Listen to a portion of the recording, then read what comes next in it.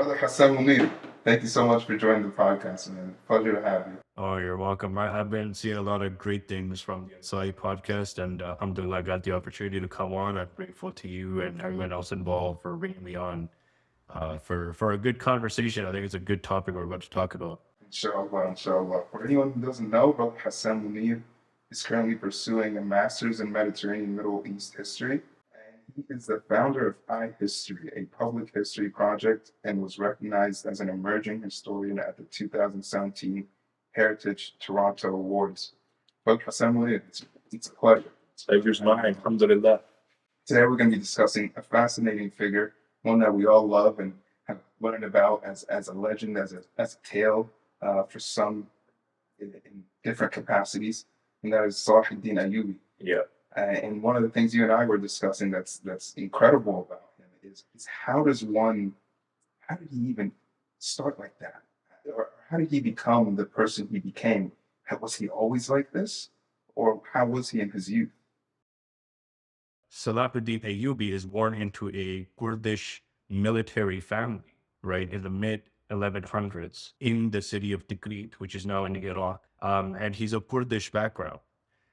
His family, especially his father and his uncle, are both in the employ of these local Turkish dynasties that have established power pretty much over cities and the surrounding countryside. So what that means is, let's say, city-states or these small little kingdoms. And obviously, when you're in such a divided environment, first of all, that's how the Crusades succeeded in the first place, because the Muslims were so divided. There was no consolidation of power. There was no consolidation of resources. The other thing that you need is you always are on the hunt for an army to defend, right? Because you're constantly on edge, even with your fellow Muslim neighbors. There's not that much unity at this time. And so that is a huge opportunity for people like Salahuddin's father, Najmuddin, that's his name, and Salahuddin's uncle, who's famously known as Shirkuh. Now, this family is close to the birth of Salahuddin. They're expelled from Iraq, to make the long story short, and they end up in Syria, which is, of course, nearby, and they end up in the employ of a person called Nuruddin Zangi. So we'll talk about Nuruddin Zangi. He's a very important figure in Islamic history and in the story of Salahuddin as well. But before we get to that, just a few other details. What can we piece together about the youth of Salahuddin, especially his youngest years? When the First Crusade succeeded in the year 1099, you have these Europeans come in and they do the unthinkable. It's unthinkable for Muslims ever since the time of the Khulafa al-Rashidin. We've had this dominance over the Holy Land, including the city of Jerusalem, the first Qibla of the Muslims, the third holiest masjid for the Muslims. It's a very significant place. And suddenly you lose it to a ragtag army, just like not even professional soldiers, but like just random guys who were kind of, fired up because of the speeches of the Pope and other things like that. How did they make it all the way from Europe? And we were so divided and we were so kind of lost in our success and our feeling that, our rule is unshakable. We were fighting each other. We were like, it's not a big deal, whatever. Someone else will deal with their, not that they're going to make it to Jerusalem. One thing after another, suddenly they make it to Jerusalem and they massacre people and they just take over the city and they're going to rule it for the next 87 years, right? And this was a wake-up call. And so why does he call it the triumph of the Sunni revival? I'm just trying to set the context here. This is all about Salahuddin. But why does Abdul Rahman call it the triumph of the Sunni revival? Because at that time, you had the Abbasid Khalifa in Baghdad still present, but he was only ruling nominally. And the people who were really in power were first a Shia dynasty called the Buyids, who were replaced by the Seljuks, who were Sunni. So that sort of Shia dynasty had been replaced by a Sunni military power that was supporting the Abbasid Khalifa. But in Egypt, which has historically always been the sort of powerhouse of the Middle East, like Egypt is extremely significant, always been the case, you still had the Fatimid dynasty, the Ismaili Shia dynasty that was in power there. And so it was recognized by many scholars and intellectuals first that to recover from this shock of losing the city of Jerusalem, there's something deeply wrong with the way Muslims conceive of their religion as well as of their commitment to community. Like there's no unity here, right? It was a lack of unity that allowed this to happen in the first place, and we never thought it would happen. And we need to now establish political unity, but before we do that, we need to raise a generation that has that vision, right? And the people who are doing that, and they're going to do this with the educational revolution within Sunni Islam, are people like Nizam al-Mulk, who was a vizier, the prime minister or whatever of the Seljuk dynasty.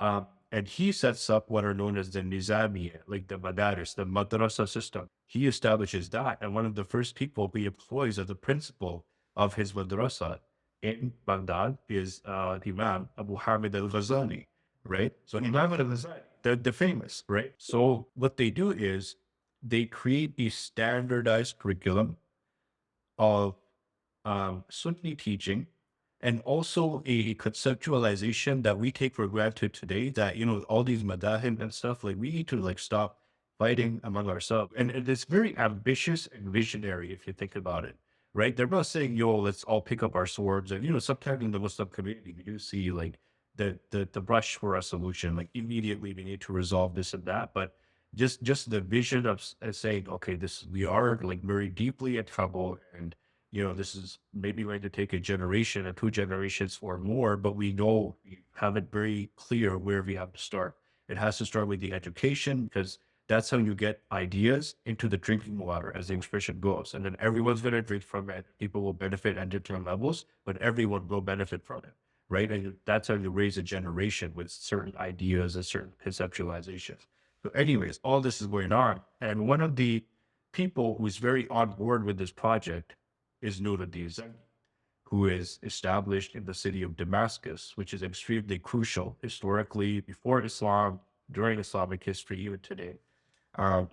And he is fully on board with this vision, right? So then when the family of Salahuddin ends up in his employ specifically as, you know, military men in the city of Damascus, it's the perfect opportunity for Salahuddin. So Salahuddin is brought to Damascus. He's 14 years old, right? And he is put under the mentorship, basically, of Nuruddin Zaghi. And Nuruddin Zaghi is obviously a ruler, but he's a very enlightened ruler, as we would say, right? And you have the emergence of, like, you know, madrasas, people building madrasas, and other public works like gardens, and just, you know, beautifying the place and trying to raise the standard of living and all these things. And this is the work that Salahuddin is seeing happen around him as he's growing up in the city, like 14 years old. So he's getting used to a certain kind of life. And he's also, you know, one of the things that he's going to see is that he had an older brother who was 15 years older than him, whose name was Shah. And he was actually killed fighting the Crusaders in like a local skirmish, right? We don't know if this happened after he was 14 or we don't know the exact date. What we do know is that his older brother, 15 years older, was killed. And I think, you know, you think about what that does to you, like when you're a young person, it, you know, when you know that your sibling has sacrificed his life, like your older brother just gave up his life for a particular cause, how much more important does that cause become to you? And then you want to follow in that footstep. Maybe even like, you know, you're a child, you want revenge, or like you're thinking like, I want justice, or whatever it might be, right? So how much of that, of a focus and a pursuit, does that give you? So we have details like that. He was known to kind of enjoy like certain youthful pursuits. One of the interesting things, and this also comes later, I'm not saying he did this while he was like, you know, kid or something like that, but there are records of him kind of drinking alcohol and things like that, and maybe like enjoying the party scene a little bit, like in his teenage years. And again, it's almost, you know, certain things that are part of like the military lifestyle. You're a very young man, and you're going through all the experiences of like let's say, you know, puberty and coming of age and all those things, very natural human experiences. And then on top of that, you're like always at war and conflict, and you don't know, you see people pass away around you, like other military men, young age. imagine the thoughts, right? Am I going to get to live life? Like, am I ever going to have like a peaceful life or whatever? Like, let me just enjoy a little bit. I think we can all relate. Like anybody who's, and we live most of us probably who are speaking and listening and everything, are living very privileged lives, alhamdulillah, right? So with all that in mind, like, it's not that it's a habit that he persisted in, and we would assume he made tawbah, and obviously later on, like, he banned alcohol in Egypt. So he's brought in his uncle Shivku he built the second madrasa in the world that we know of in history that taught the fiqh of two different madhahib at the same time.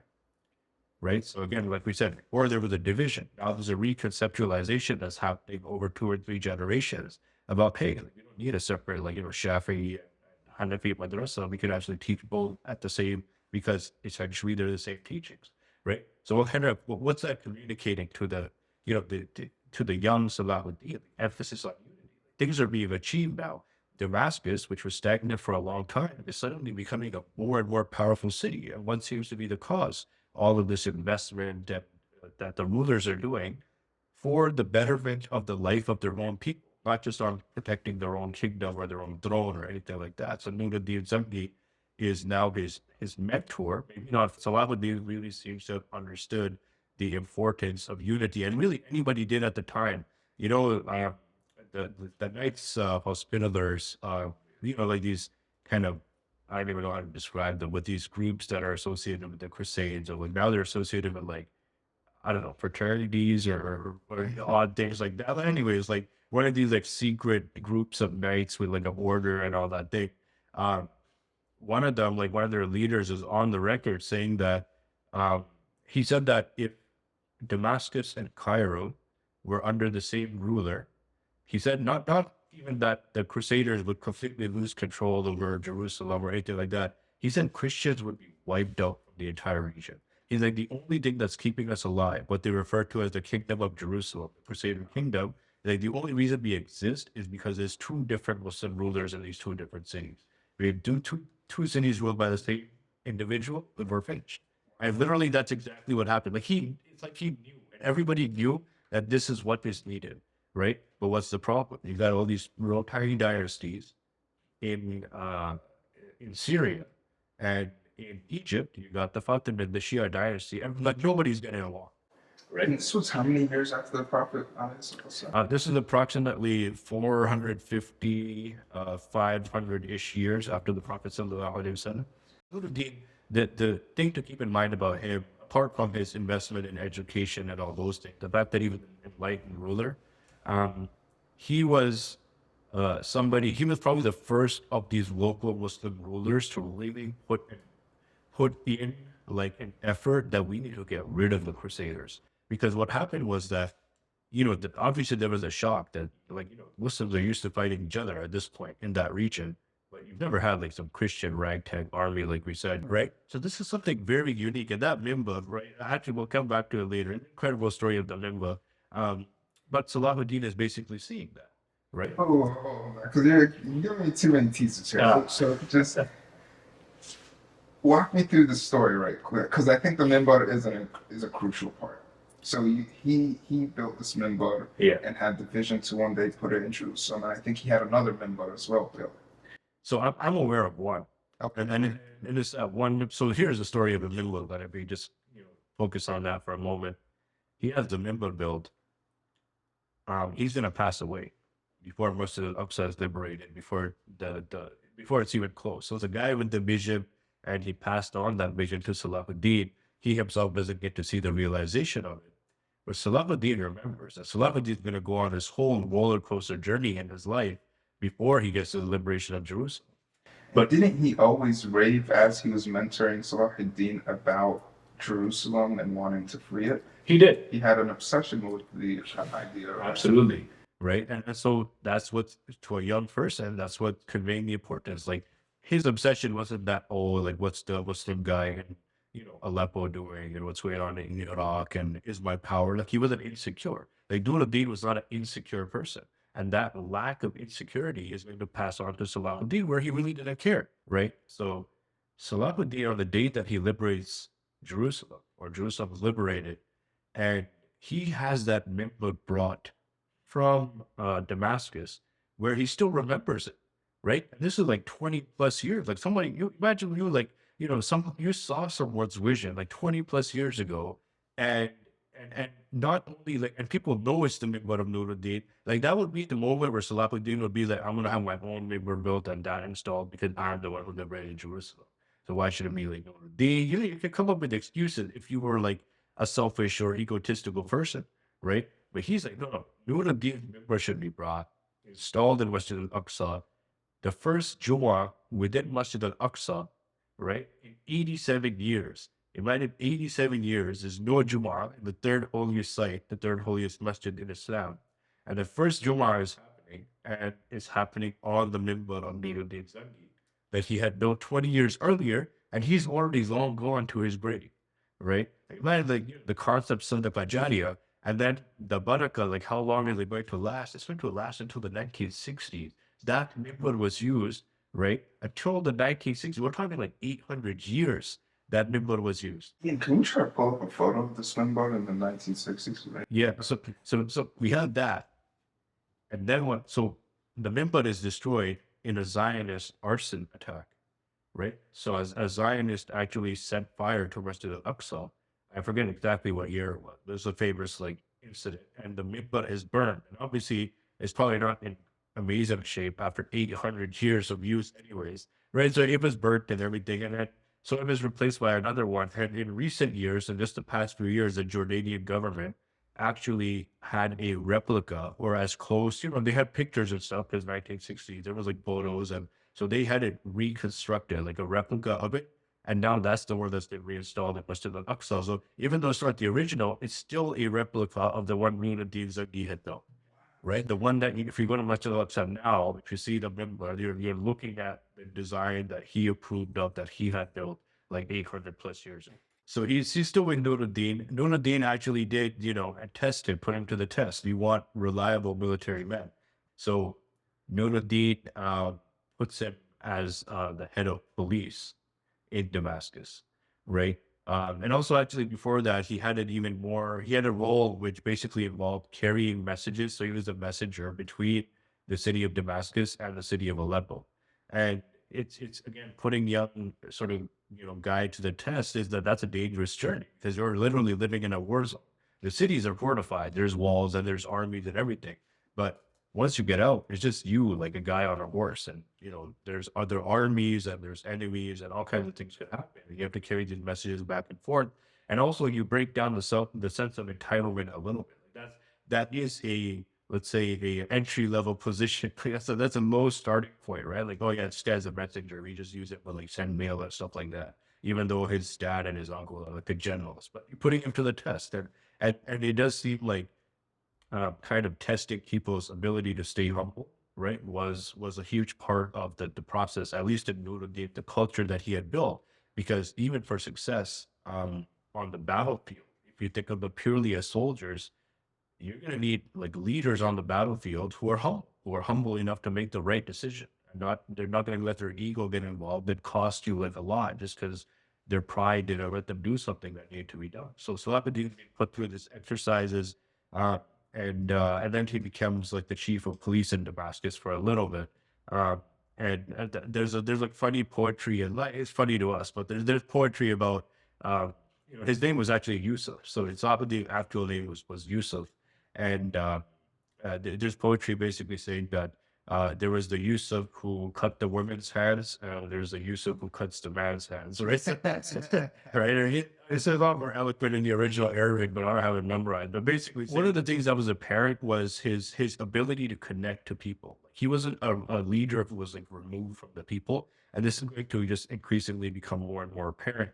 Now, what happens is that his dad and his uncle have constantly been giving Nuruddin this advice that we gotta conquer Egypt somehow. Like again, everybody understands that nothing's gonna happen. Like it's just gonna be status quo. We're all gonna live our entire lives fighting these little battles. We're not gonna be able to do anything epic or grow the empire or liberate Jerusalem, whatever the goal might be. Nothing's really gonna change until we do something about Egypt. Now in Egypt, the Fatimid Shia dynasty that we mentioned, it was very stagnant by this point.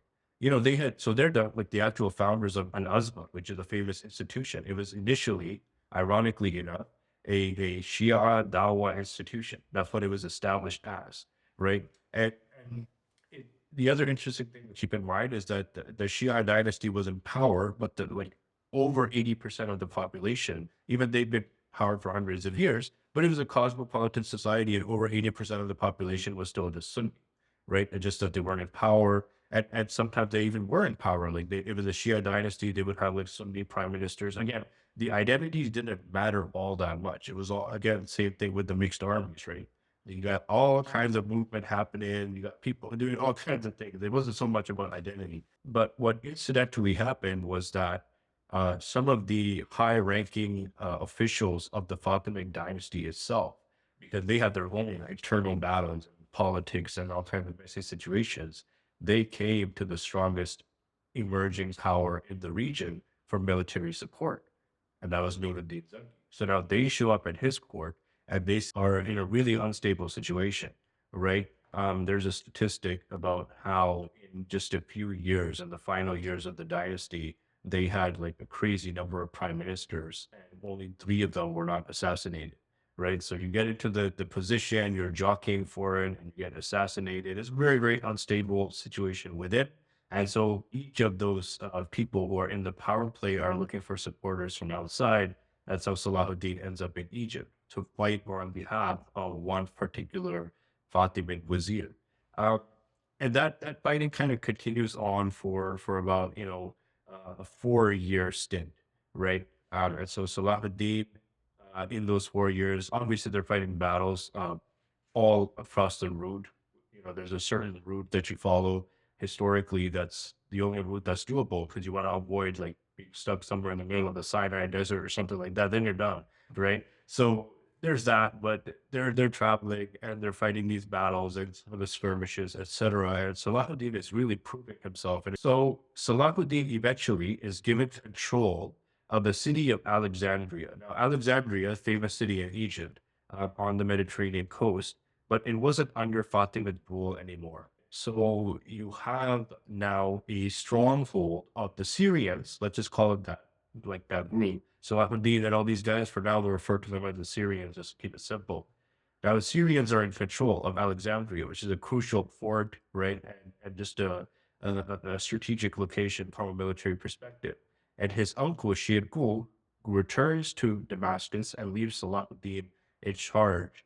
And he's still, in his late 20s, like right at the end of them, or his early 30s. And he's in charge now. Extremely crucial situations. He'd never been in a leadership position before. Not only that, but these are not his people, right? As he came from outside. So for all intents and purposes, they should be like, how come you get to be the leader? Like they couldn't find anyone in the city of Alexandria. Why they bring in like some Syrian guy? And, even there, he's not even from there. He's Kurdish, like he's further out in like northern Iraq.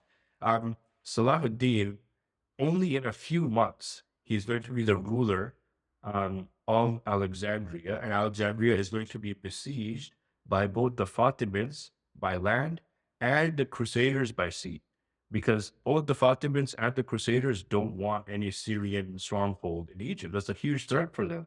And not only just any random town, Alexandria, which is a hugely significant city, how then they establish control over it?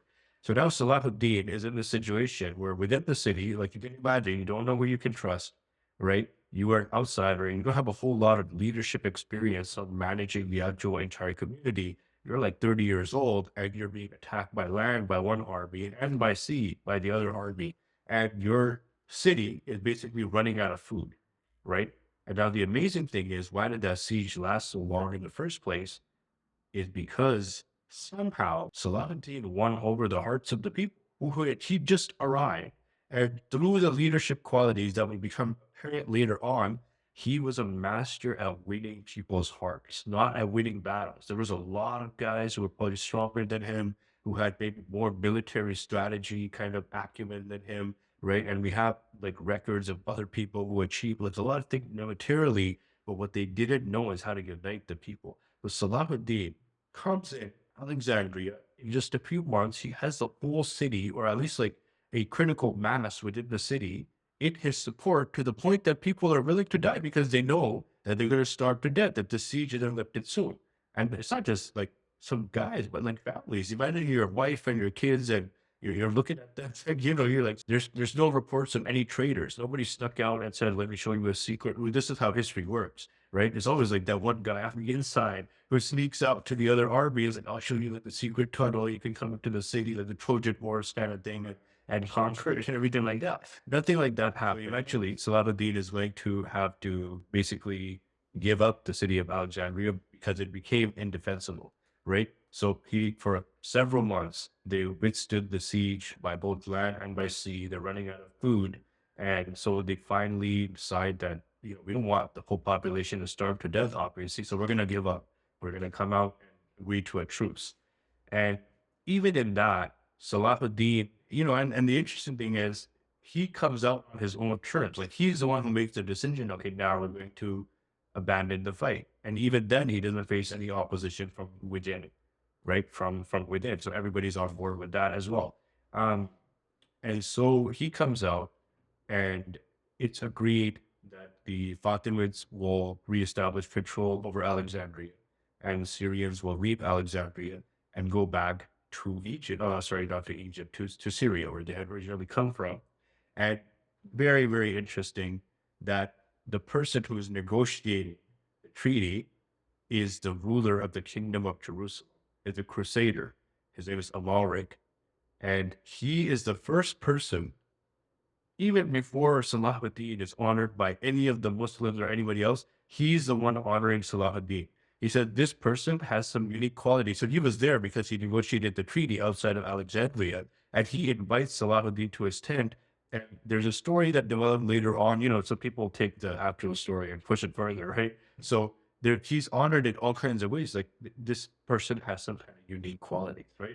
SubhanAllah, like those unique qualities are going to really come for you like in just a few years. And everybody's like, this leader, this young guy is something different. Interesting thing here is Salahuddin returns to Syria and he's rewarded by Nuruddin as well because he's really made Nuruddin famous in Alexandria at least. Who is this guy? Oh yeah, his mentor is Nuruddin. So he really proved himself. So Nuruddin rewards him with like, we'll give you a certain amount of land and you can start to live your life. Salahuddin is swearing that he'll never go back to Egypt at this point. He says, I'll never go back to Egypt because he had such a difficult experience there. Even though everyone else is saying, you achieved so much and it's incredible and whatever, but it couldn't have been easy, right? It could not have been easy at all. And that's reflected in the fact that Salahuddin is literally saying, I will never go back to Egypt no matter what, right?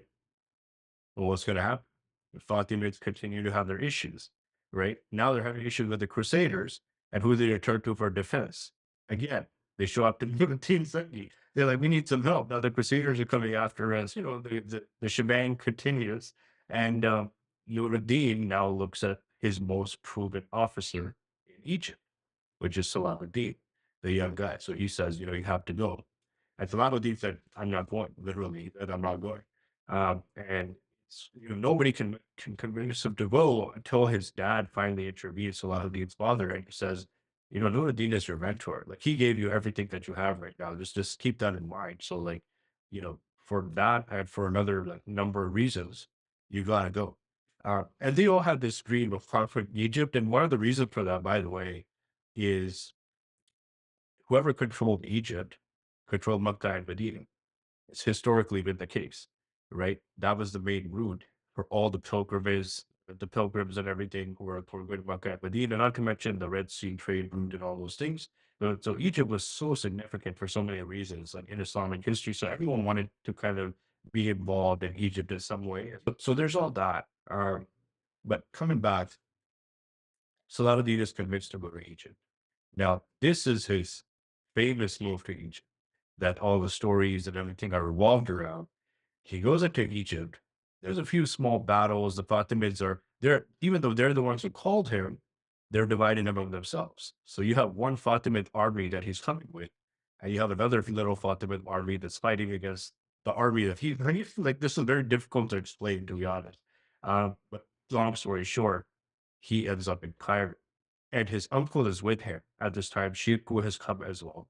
And Shirkuh, his uncle, is made the vizier of Egypt. Now, the Fatimids had a Khalifa of their own, right? And even now, like today, if you hear about the Aghassanis, like they have like the Imami system, right? Like they have the Imams, and so they had an Imam who was a religious authority, and then under that Imam was the political authority, which is the Wazir, right? And now Shirkuh, this Sunni uncle of Salahuddin, is the Wazir of the Imam of the Fatimid, that Ismaili Shia dynasty. And incidentally, just a few months, very, very few months after Shirkuh is in that position, he passes away. We don't know the cause of death, and opens up speculation. And Salahuddin, this is going to happen several times where his enemies, or in this case, it wasn't his enemy, but you could say somebody who might have stood in his way, in the way of his story, just happens to pass away at a very opportune moment, like in a very, very convenient moment for Salahuddin's story to move forward. Right? This is the kind of speculation that happened. I Sheikh Yasser Qadhi gave a lecture about this, and in a very skeptical way. And it was funny because he's giving you Salahuddin. We know about his character. We doubt that he would have done anything like that, like treacherous or anything like that. But it's possible. Like, you never know. He might have felt the need or so. This is going to happen several times, and we'll bring up those times when we go into the story. But Shirkuh is now no longer the vizier. The next in line is Salahuddin. Now, Salahuddin, in his early 30s, has suddenly become the vizier of Egypt, right? Now, that imam position that the Fatimid ruler has is pretty much symbolic at this point. Like, nobody cares what that guy, like, he has no actual power. He can't really enforce much. He's just like rubber stamping, things that even if he didn't do it, like life would just go on. So the real rule is in the hands of the vizier. So that's Salahuddin now ruling Egypt. Uh, and he's going to very, very quickly consolidate his power in a place that he swore he would never go back to not too long ago. He didn't like Egypt. He didn't have a good time. Now he's in Cairo. Um, and he is going to consolidate his power. And this is where those qualities start to really show themselves.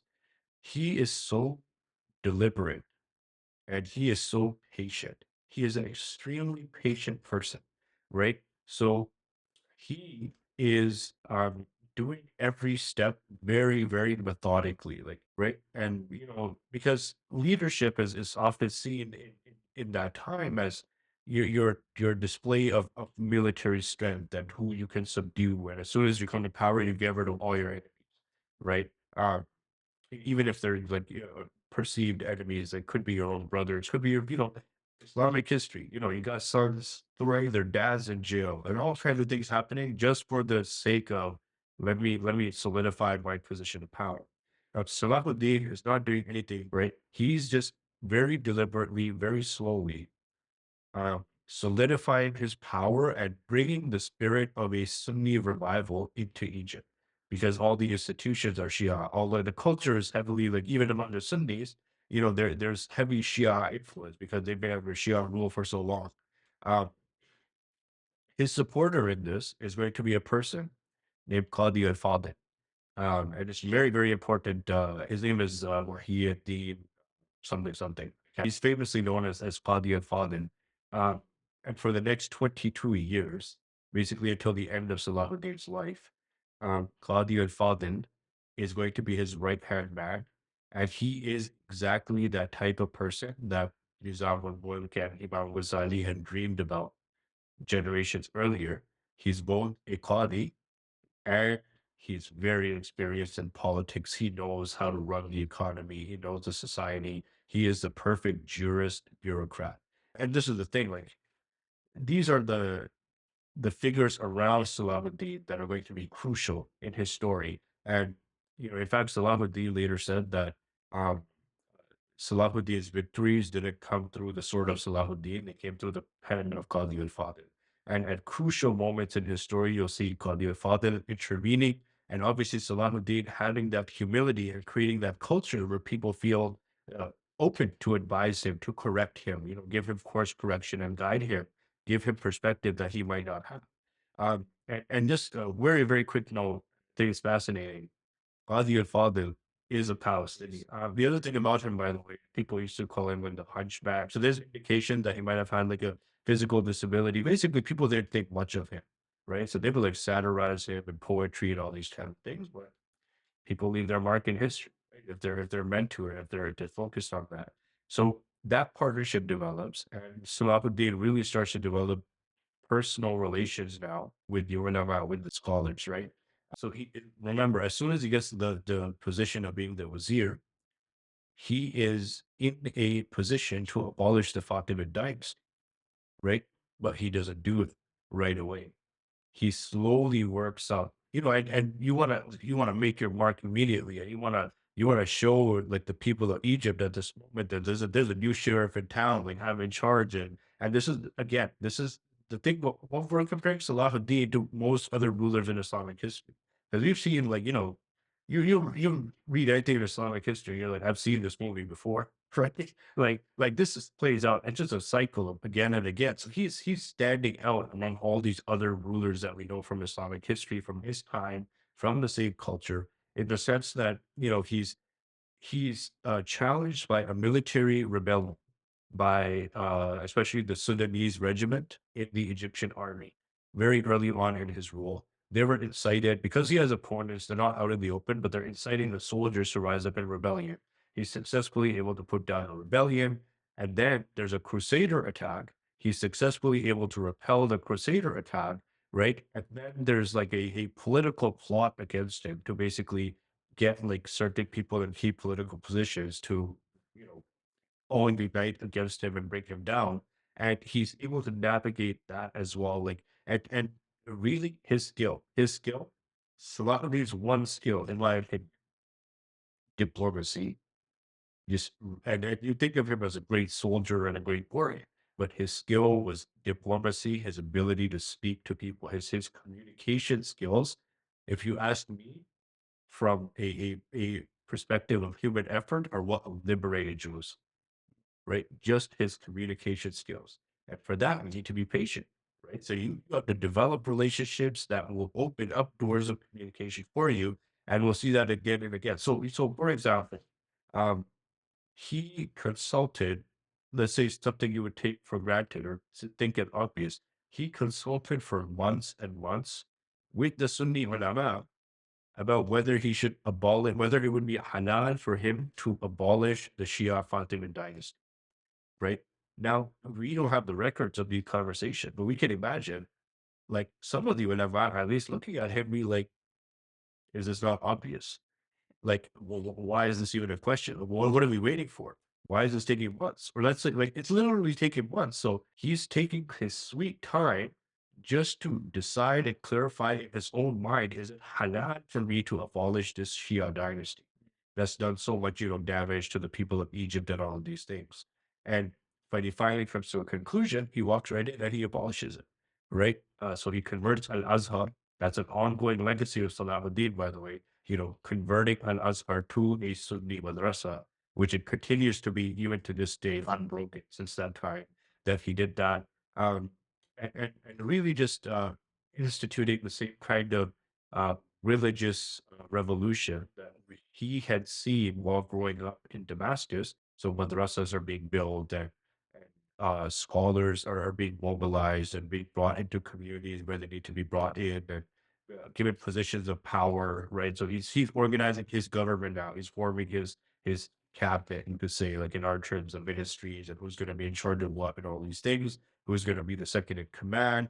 Even things like like what kind of calligraphy style are we going to use? And this is the thing, right? He seems to have understood that the same thing that Nuruddin understood, the same thing that Imam Ghazali understood. You need to change the culture. Stop focusing on the development of individuals, because that individual that you focus all your effort on could go sideways, or they could pass away. All kinds of things could happen, right? And you devote everything to that one individual. You don't know what's in their future. The safest way to go is to actually try to transform the culture so that everybody can thrive in whatever level they're meant to thrive at. And the scholars say, like, and the historians say in our tradition, that before Salahuddin could raise an army to liberate Jerusalem. An army of religious scholars had to be raised. So it was, and that becomes the channel of communication as well, right? So now, like you have the fervor, because remember, originally there were all of these Muslim rulers, but there was only one who really seems to have been interested in liberating Jerusalem. That was Nuruddin Zaki, originally, right? How do you get this idea, this focus on liberating Jerusalem, into the minds of like the average Muslim in the area, to the drinking water? You do it through education, right? You do it through like you train like 100 imams in this madrasa that you built in Cairo, and you install in them like these ideas, or you convince them that this is the way to go, right? And now they're gonna go to like 100 different masjids and give a khutbah for you, and those that's gonna be like a 50 people in each masjid listening to what the imam is. So now you see how this process like really gets into communities where people are like getting fired up. Like this is something we've been neglecting. And for the people of Egypt specifically, like they finally have a chance because they were under Fatimid rule. Before they couldn't do anything anyways. So what are they going to do? Right? It's just the government in charge has no interest whatsoever. So now people are kind of getting fired up. And so Salahuddin is able to quickly institute many changes uh, to the local culture, and also get rid of a lot of corruption. And that's consistently in history. Whenever you show people that you're committed to justice, they will follow you, right? And so a few things interestingly actually is what he's most known for is because it was the main route to Makkah and Medina, the the people who were controlling strategic ports, or boating companies in the Red Sea or whatever, they were making heavy money, right? Because they're like charging like whatever tax they want, and there's no regulation.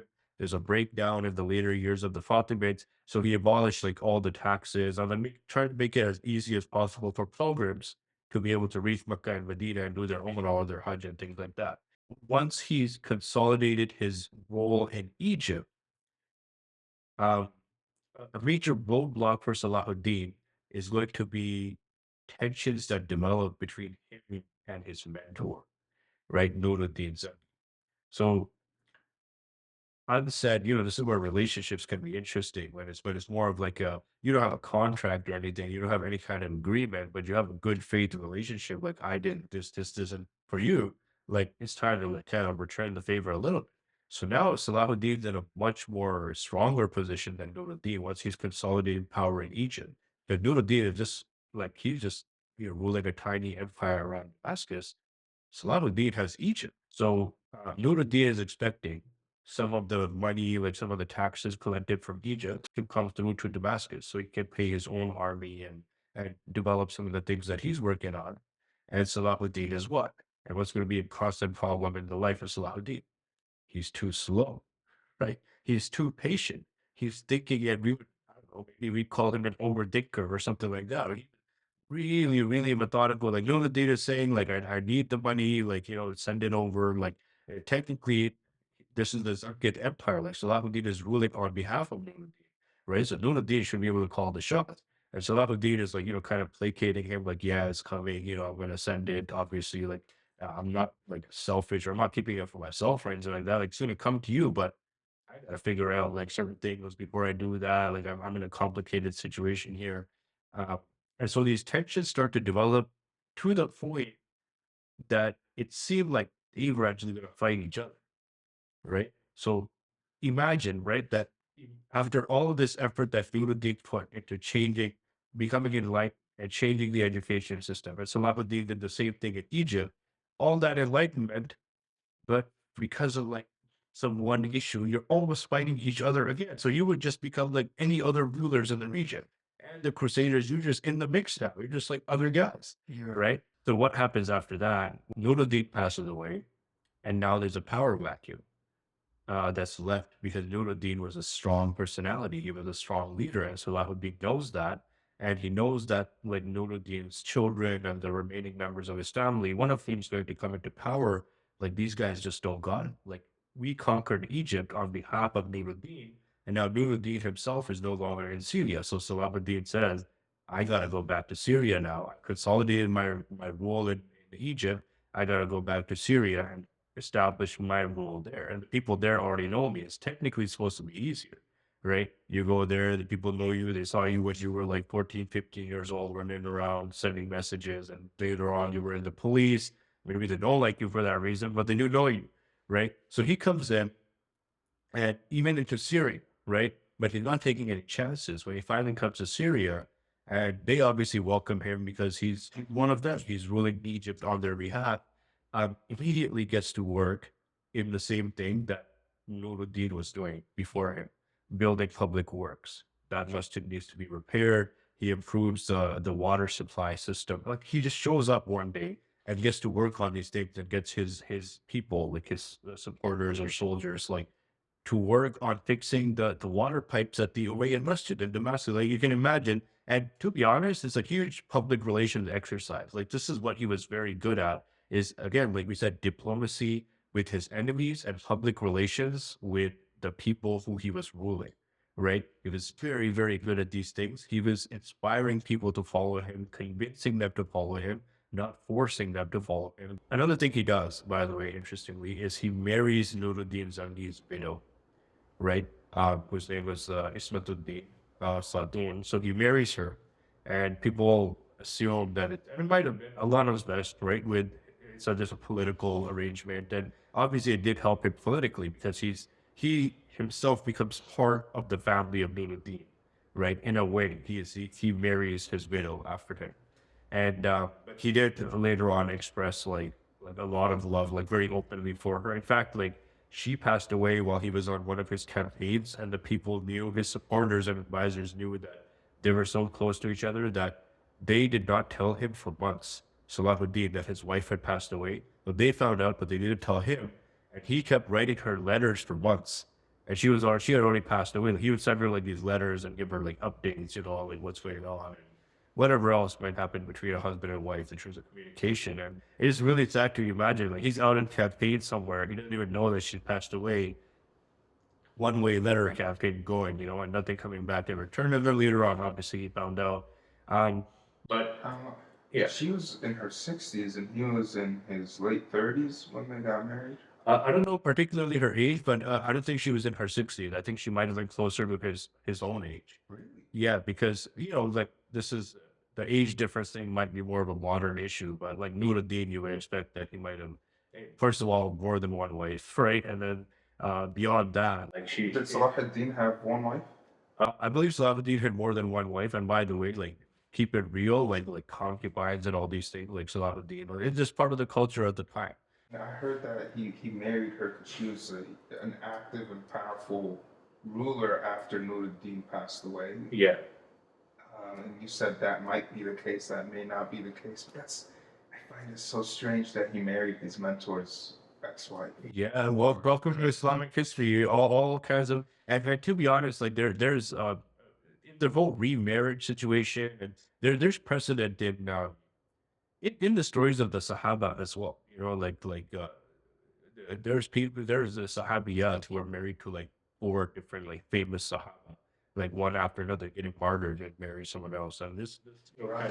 I feel like they understood marriage differently than we do today. Oh, absolutely. There's more of a possessive aspect or possessive mindset to our marriage today, both for men and women. Yeah. Back then it was like, it wasn't seen, it was more of an honor. I'm honoring your widowed wife by marrying her and taking care of her. Absolutely. Like that literally what you just said is probably the primary reason that I'm not letting the family of someone who has passed away who was close to me just be abandoned. So I literally will take on the responsibility at the closest level possible by marrying the widow, or again, like usually if she had children, we're not sure if that was the case in this case, but that the children become part of your family, not adoption like in the Western sense, but they become part of the family as well. So I think that's a very important like kind of point to keep in mind. Yeah, see, because nowadays, Oh yeah. if you pass away and then your best friend marries your widowed wife, you're like, has he been thinking about this for a while? I don't know. I feel like he'd be a little upset about it. Yeah. No, like the 21st century Dallas and 12th century Damascus are are sounds kind of similar, but it's actually quite vastly different. So anyways, and by the way, Salahuddin, on that note, since we touched on it, another thing that he was known for was being a very sensitive person. Someone who would tear up easily. He would tear up very, like, there's multiple records, like, publicly, of he would get the news of, on the one hand, you're a hardy warrior because that's the only way you survive on the battlefield. Like, you gotta put emotions to the side a little bit. You gotta do what needs to be done, like, on the battlefield, right? Like, constantly. And then at the same time, like, very, like, almost a sentimental person. He would read a letter about somebody he was close to, and the person passed away, and people would see, like, him crying, like, tears in his eyes and stuff like that. There's one instance of a very critical castle later on, once he actually started fighting the Crusaders. He's besieging a very crucial castle that's on the route between Syria and Egypt, right? And so that means it's so significant because the Crusaders are ruling the castle, and they could cut off your supply chain, your communications, your everything, because that castle oversees the main route between your two sort of nodes of power. So he's besieging it. He needs to take control of it, and they're having a wedding inside the castle, right? And so they know him so well by that point. And by the way, the Crusaders were keeping a very keen eye on Salahuddin ever since the time of, like, way earlier when he had been honored by Alaric, right? They said there's something different about this guy. Let's keep an eye on him. Not to mention that he is the prodigy of their number one enemy, Nuruddin Zaki, who eventually passed away. And so the people who were having the wedding, the Crusaders inside, they open the doors while the siege is happening, and they come up carrying all of this wedding food, and they walk straight to, like, Salahuddin's tent while there's the siege happening, right? And they present him the food, and they know that if they're able to convince him to be a wedding guest by giving him the food, this situation is going to change dramatically. So they present the food to him, and he accepts the food from them, right? So he's become the wedding guest. And then he says, okay, which part of the castle is the wedding happening in? And they say that it's happening in a particular part of the castle. So he gives instructions, stop bombarding that part of the castle, right? They're having a wedding in that part, even though, you could take advantage of the situation. Like, they're enemies. We're at war with these people. We're out here, sweating, living in tents, and God knows going through what, like, for a reason. Like, okay, let's go easy. And then he just abandons it altogether. He's like, the siege can happen later. Just pick up, pack up, and go, right? Just because they brought him out, like, some wedding food. So he did have, like, and these are the qualities that, like, unforgettable, right? Unforgettable kind of qualities that people experienced with him. And clearly they did not forget. But anyway, so that's been one particular incident. So now he's trying to consolidate his rule over Syria, but Syria is actually going to prove a lot more difficult than Egypt. We mentioned earlier that it might have been easier than Egypt because he had roots in Syria, he had grown up there, but Syria was very divided, right? So that was one issue. The other issue is he was very keen on his Kurdish homeland and the city of Mosul, which is, like, the cultural center of the Kurds even to this day, right? Or one of the cultural centers, conquering that, right? So he has two cities in mind. Jerusalem is not the one yet he's going after, which is why I said earlier, he's not fighting either. He started fighting the Crusaders late, and he spent actually, like, only maybe around 5 years of actively going to war against the Crusaders.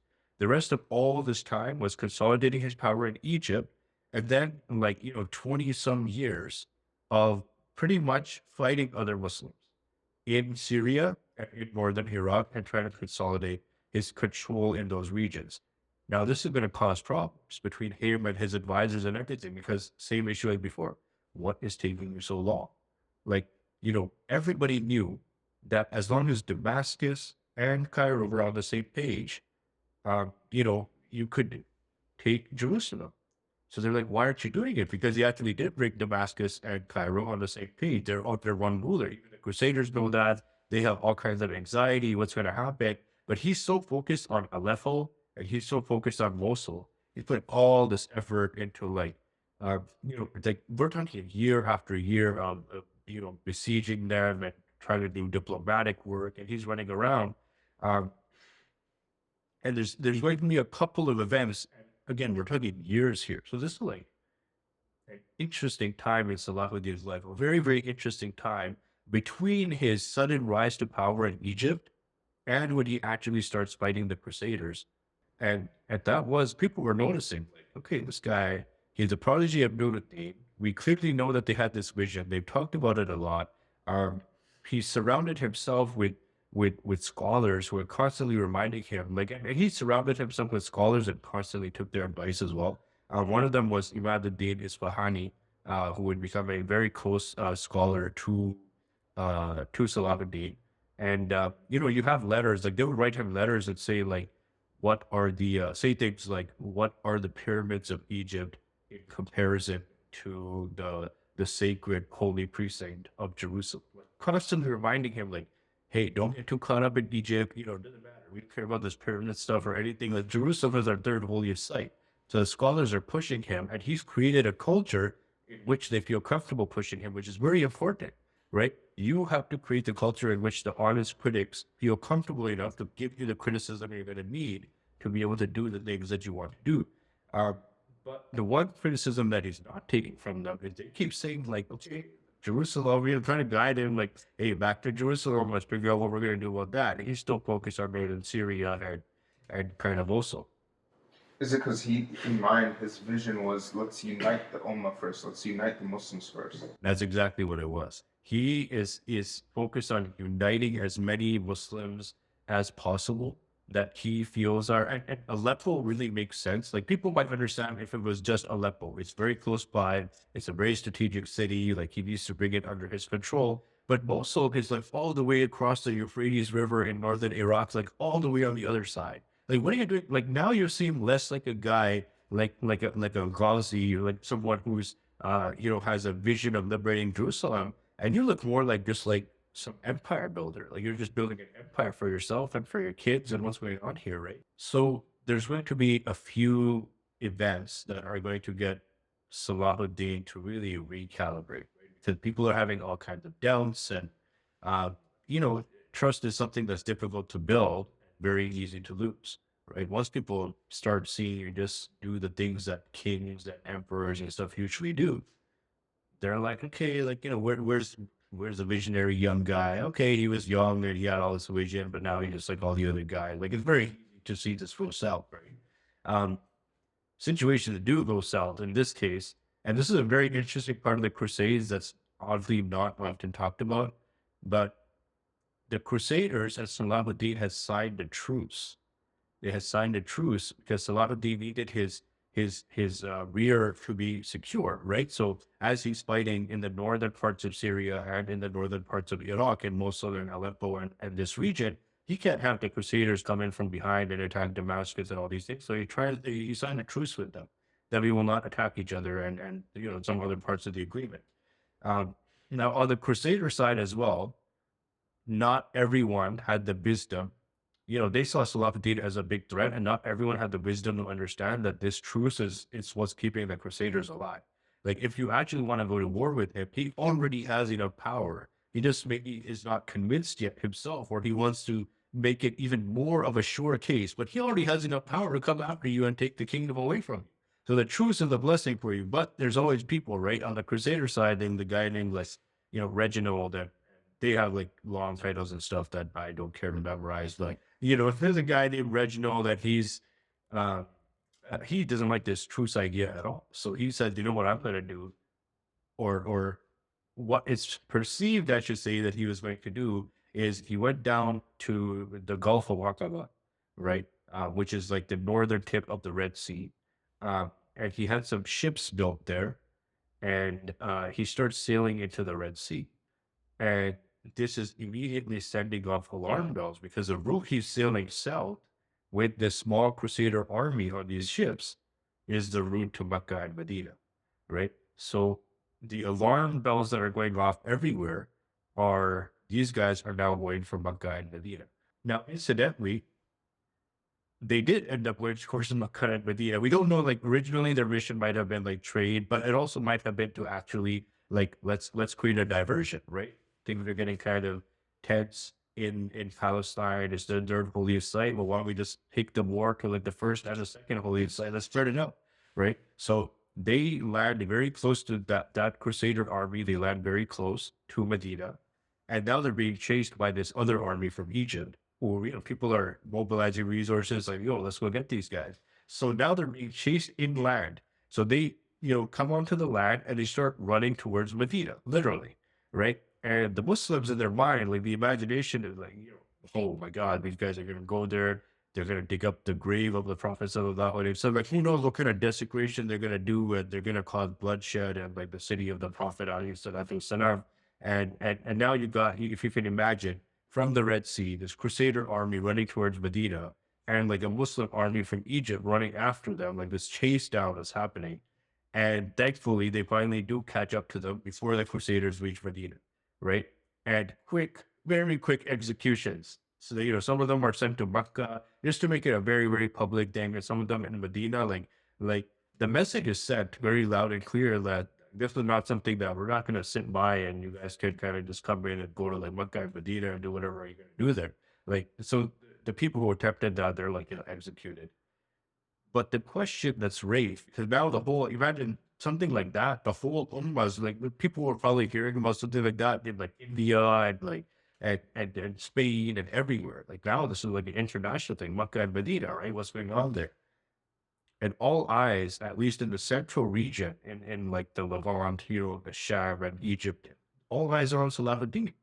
They're like the person who's most well positioned to be getting rid of these guys completely.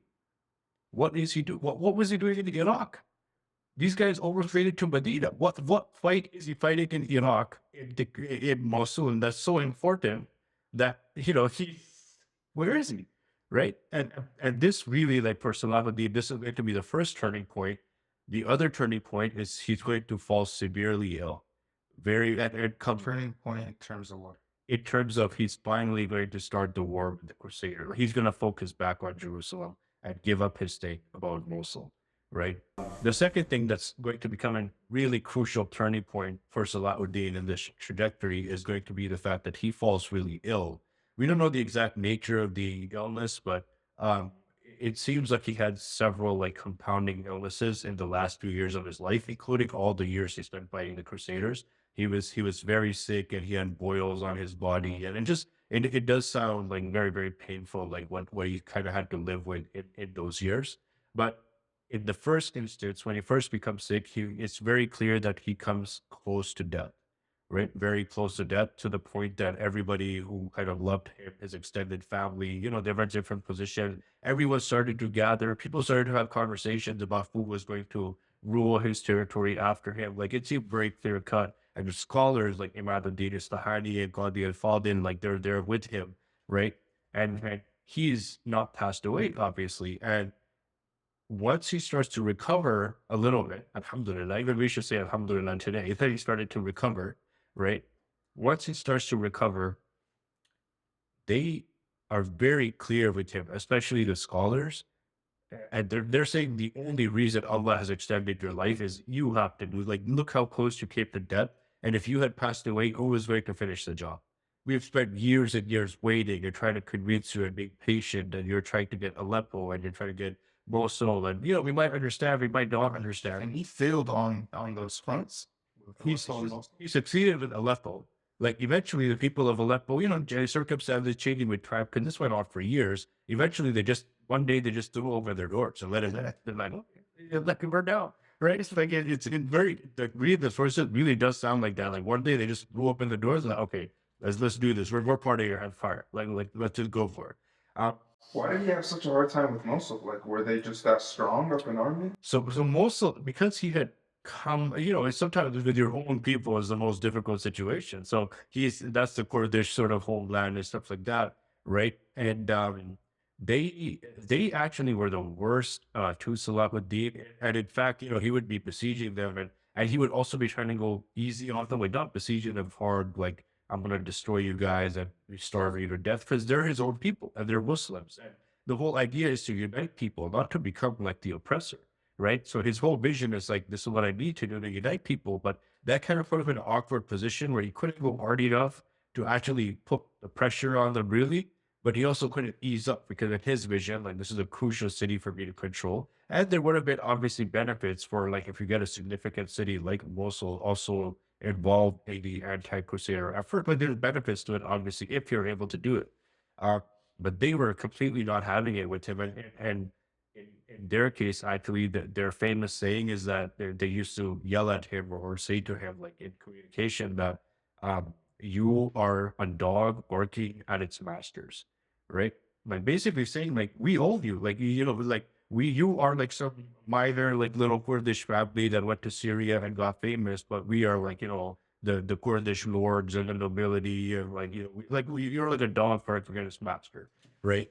Uh, I don't like that at all. Oh yeah, yeah. Like someone said that to me, bro. Yeah, we're going hard. Right.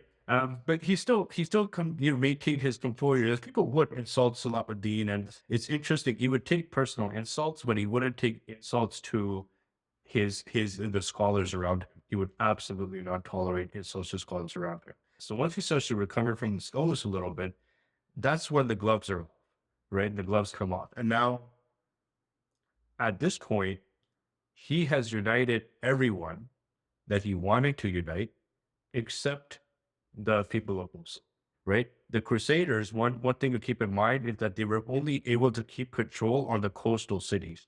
Why? Because all their reinforcements arrived by sea. They couldn't go inland at all. So all their control, like Jerusalem was like the most inland that they could go, and that was like a special case. Otherwise, if you look at what they ruled, it was all the coastal cities, right? He has control over most of the region, like northern Syria as well. He had the support of the Abbasid Khalifa in Baghdad, right? You don't need to like kind of rule over Baghdad to just have the nominal support, and so he has recognition, like he has all his resources and everything, strategic locations at his disposal, except Mosul. And interestingly enough, very soon, a volunteer army is just going to start coming from Mosul, right? The same people where the rulers were saying you're a dog barking at its masters, and he eventually abandoned the cause on the advice of the scholar and said, just abandon it. It's a completely lost cause. We've tried for years, like we're not going to get anything out of it. So he came back and he started focusing his efforts on the Crusaders. And just like that, sometimes like things have to work the way Allah has decreed for them to work, right? You can't force an issue. And what he wanted and he was fighting for literally happened as soon as he left that situation. So he walked away and they just came after him. So this is the beautiful thing about this army and also the situation. So I'll talk about the situation and the army. So remember, Salahuddin had a truce with the Crusaders. And on both sides, on Salahuddin's side, as well as on the Crusader side, many people were like, we're taking an L for what? Right? Like we're in a position where we could actually win this fight. Why are we agreeing to peace? Like, you know, what's going on here? Where at the last days of the truce, one of the Crusaders or one of the Crusader regiments actually attacks a caravan of pilgrims of Hujjaj, right? Which was something that was absolutely like one of the main conditions of the truce was that the pilgrims have to be protected when they're going to and from Hajj, wherever they might be going from. The caravan, the pilgrims should not be attacked, even if we have some tensions or whatever. So they attack, right? And that breaks the truce. And now they're doing the same thing. They're coming to him. They're like, can extend it. Look at all the economic benefits and the trade and the prosperity and all that. So Salahuddin at this point, he's finally saying after all these years, like it's over for y'all. Absolutely not, right? And then he's bringing together this army that has never been seen before in living memory at that time. In what sense? Maybe not in terms of sheer numbers, but in terms of diversity. Right? You have not seen, if you're living at the time, you can't remember a time when you had an army which has like Yemenis and Egyptians and Sudanese and, like the Syrians and the Palestinians, and you got like the volunteer army from Iraq just showing up, like the people of Mosul, and you got like the people of Aleppo, and some of them are Shia, and like you have an army that's like diverse. So Salahuddin's effort from that standpoint, like I would imagine just visualizing this army, it paid off, right? Not even in terms of the size of the army, because you could get like, if the army is like 30,000 people, which is, if I recall correctly, that's like approximately the size of it. You could probably pull 30,000 just from Egypt, right? It could have been just Egyptians, but at the critical moment, you would be fighting, like, you would end up like fighting some Syrians and some of these guys and some of these guys, and like your whole army is dissipated and distracted, and the whole thing is just completely messed up, which is what happened again and again. They were all ending up fighting each other. They'd raise these armies, but only end up fighting each other because everyone felt threatened by everyone. He united them around a vision where, like in the case of Mosul, they didn't even care about their own leaders or like whatever the nobility or whatever was saying. They're like, no, we want to be part of this, right? And then again, that messaging had been spread through the madrasas, through this consistent, organized system of communication and education, where you did have an entire generation was raised around a particular vision. So when the right leader showed up, it wasn't just that the leader did all the work to convince each individual that, no, I got to go out and contribute to this. It was the fact that they had already been inculcating that vision among themselves, and they got the opportunity and they were ready to take it. Right. Which is why that it's not, people take the numbers the wrong way. They're like, oh, look at how long Salahuddin spent, attacking other Muslims compared to Crusaders. It's like, you're not making the point you think you're making. You're saying that, if he was just hungry for power, or that he was fighting Muslims, or that he was fighting non-Muslims. But the reason he spent so little time fighting non-Muslims is because that was like just, it was just one battle. The Battle of Hattin happens very quickly after he assembles this army, and that's it. The road to Jerusalem is wide open, right? The actual work that Salahuddin had to do, the painstaking work that you have to be patient with, was actually getting people on board for the vision, right? Just getting people to think the right way, and the execution was so easy, right? The execution of that entire vision literally took no time at all. In fact, he prolonged that as well. You imagine people's frustration, like even after the Battle of Hattin. So the Battle of Hattin, which is close to Jerusalem, which is called the Fords of Hattin. And it's like, there's all kinds of, I'm not a military historian, so there's all kinds of detail that the military historians go into, like, there was like a strategic hill and like a strategic spring of water. And basically the long story short, from what I, recall, is that the Muslims were, first of all, a much larger army. And as because the Crusader kingdoms were even divided among themselves, like where are they going to get 30,000? So they had the problem that Salahuddin solved for the Muslims, because they couldn't get, like, from the other Crusader kingdom. The kingdom of Jerusalem couldn't call for help from the other Crusader kingdoms. But they're like, yo, it's all you, guys. Like, you guys defend yourselves. We're all doing our own thing here, right? And that's what the Muslims would have continued to do for who knows how long, if Salahuddin had not united. So the Crusaders have a much smaller army. They're super anxious. They're super, like, unprepared, right? Because they were enjoying the truce for a while. And they thought they were just going to extend it, that things would be like nice and comfortable for a long time to come. So things have taken a sharp turn very suddenly. And now the Muslim army has the advantage of time. They arrive at this strategic location called Hattin first, and they're able to control the local water supply, right? Take control of it. So now they're blocking the Crusader army, which arrives later, from any access to water. So, it's said that the two armies, and it's also a very tight area, like that's actually like walkable in that particular place. So it said that the two armies were so close to each other the night before the battle that they could hear each other's prayers. So the Muslims are praying, making dua, like, for success in the battle, and the Christians are doing the same thing, and they could hear each other, right? Because the armies are literally like probably guys sitting right next to each other, like they're in different armies, right? And then in the morning, like around like dawn time, very quick battle, very decisive battle. Like, it was almost like they should have just surrendered, to be honest. But it was a loss. It was like a last ditch effort for them. Like, maybe by some miracle, like something will happen, and or maybe we'll at least, like, kill Salahuddin. We can do something to discourage this from going further. But completely destroyed army, dispersed army, and after that, the road to Jerusalem was wide open, and Salahuddin did not take it.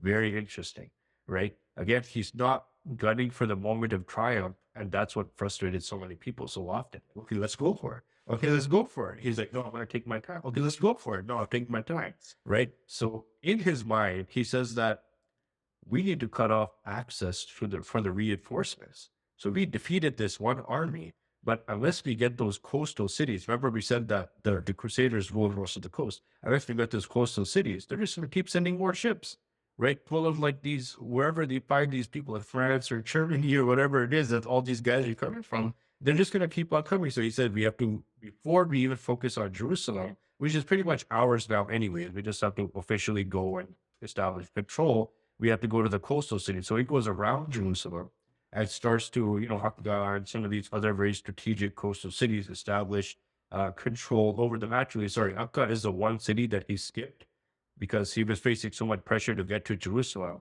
And Akka was taking some time. So some of the other cities fell very easily. Like it's like falling with dominoes now. The one that's difficult is the city of Akka, and said, it's difficult to take right now. So we'll come back to it. Let's go to Jerusalem. And the Third Crusade would literally come through that Crusader stronghold on the coast of Akka. So, when we talk about the famous stories of Richard the Lionheart and Salahuddin's engagement with these figures who became famous, I think his Third Crusade is what really made him famous. It's important to keep in mind that context of how it even was allowed to happen, and through which the Muslims almost lost Jerusalem again.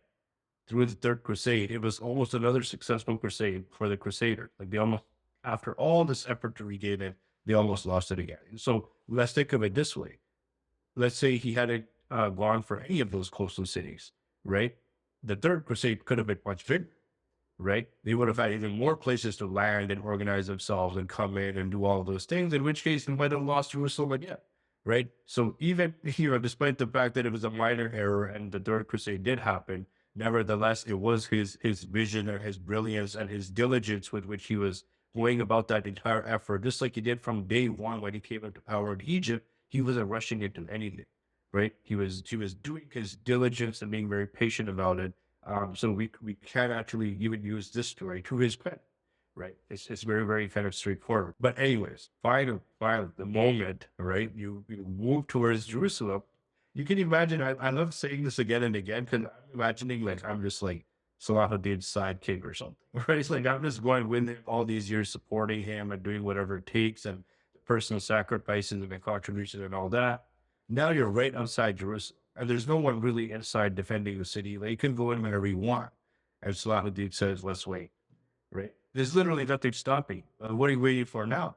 He's like, I want to go on the same date in the month of Rajab.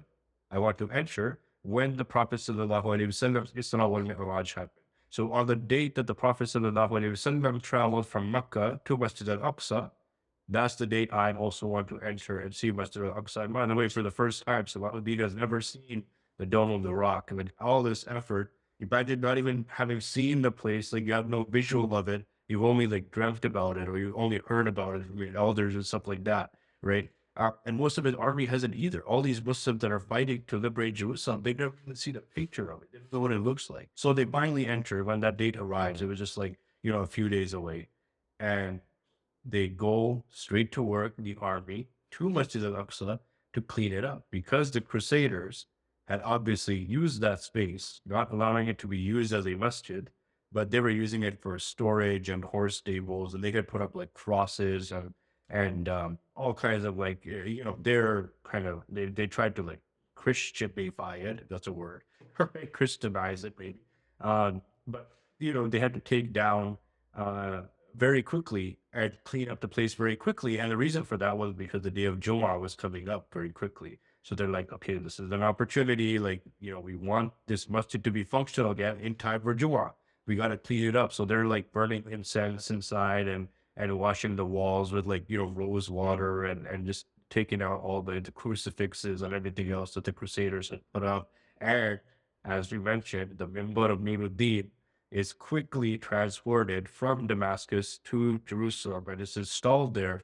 And you just have this beautiful, so this is 1187, the year when this happened, and you have this beautiful scene. The day of Jumu'ah finally arrives, and now you got Salahuddin sitting in the first saf, right? In Jumu'ah, just like the Masjid Uncle, mashallah, right? Sitting there. And you can imagine, right? But it was a day of celebration, as it's described in like the sources, like on the day of Jumu'ah, obviously not during the khutbah or anything, but people were reciting poetry, and it was just like everybody was, imagine, where else would you be on that day? Like, where else would you be? Nobody would miss it, right? So everyone's kind of there, and like the whole city is concentrated there. And he's sitting in the first saf, and there's the imam who he himself had kind of decided that I want this person to be the imam, whose name I'm forgetting right now. But anyway, so the imam ascends to the minbar, which we've been referring to. It's the same minbar that maybe somebody's grandparents are alive today and they actually saw someone give a khutbah from that. Like, it's still recent, right? 1960s, right? Until like it was used. So that khutbah is being given. And it's very interesting, the line. Obviously, you know, the khutbah, first of all, is very generic, which is subhanAllah. It's recorded and it's just a generic Islamic line, right? It's like almost like we didn't skip a beat for all these years, right? There was absolutely 80, 87 years, 88 years. There's no khutbah, no Jumu'ah, nothing. But we are Muslims. You don't skip a beat. Like, we had a situation, we got rid of the situation, alhamdulillah. The khutbah is just going to be a generic Islamic reminder this week. Like, subhanAllah, right? But at the end of it, the Imam did say that, addressing Salahuddin in the khutbah, while he's giving it, he said, "May Allah reward you with his greatest reward." And this is the interesting part. May Allah reward you with his greatest reward for the service that you have done for the Prophet sallallahu alaihi wasallam, right? And it's beautiful, and it's very interesting that the way it was phrased, that, you know, it might be your individual achievement, but at the end of the day, the greatest honor that you're going to have, right? Salahuddin Al-Ayyubi, your greatest honor is that you were a dutiful servant of Allah, serving the cause of the Prophet sallallahu alaihi wasallam. It's not about what you did individually, or you know, your accolades or your bravery or anything like that, right? And even on that day of, as well, in the context of his own time, Jerusalem is conquered on behalf of the Abbasid Caliph in Baghdad, right? So keeping that symbolic kind of connection alive, and really not taking any kind of, you know, throne or anything like that for himself, Salahuddin. When they entered Jerusalem, how the people received them? Was there any pushback at all and was the people in there mainly Christian? Was it Muslim? Were there Muslims in there? So the people were mainly Muslim. In Jerusalem during the conquest of the Crusades. Oh yeah, yeah. They were Muslim, and that's a fascinating thing that, you know, keeping in mind that there were opposite, the people in power were Christian, but you know, there is this interesting dynamic in history that you do try to keep some of the other people as well for a variety of reasons, but someone's got to do the work, right? Like, there's got to be a lower class, and they can be a different religion and all that's good because someone's got to do the work, and maybe want to keep some hostages, and there's different reasons why we might want to keep some of the Muslims still in the city of Jerusalem, etc. So I'm actually not sure. Let me backtrack. I'm not sure if they were like the majority in any sense. The Muslims at that point, most of them had fled, or a lot of them had been massacred, to be honest, 88 years earlier when the Crusaders first arrived. So, but I do believe there was an existing Muslim population within the city itself.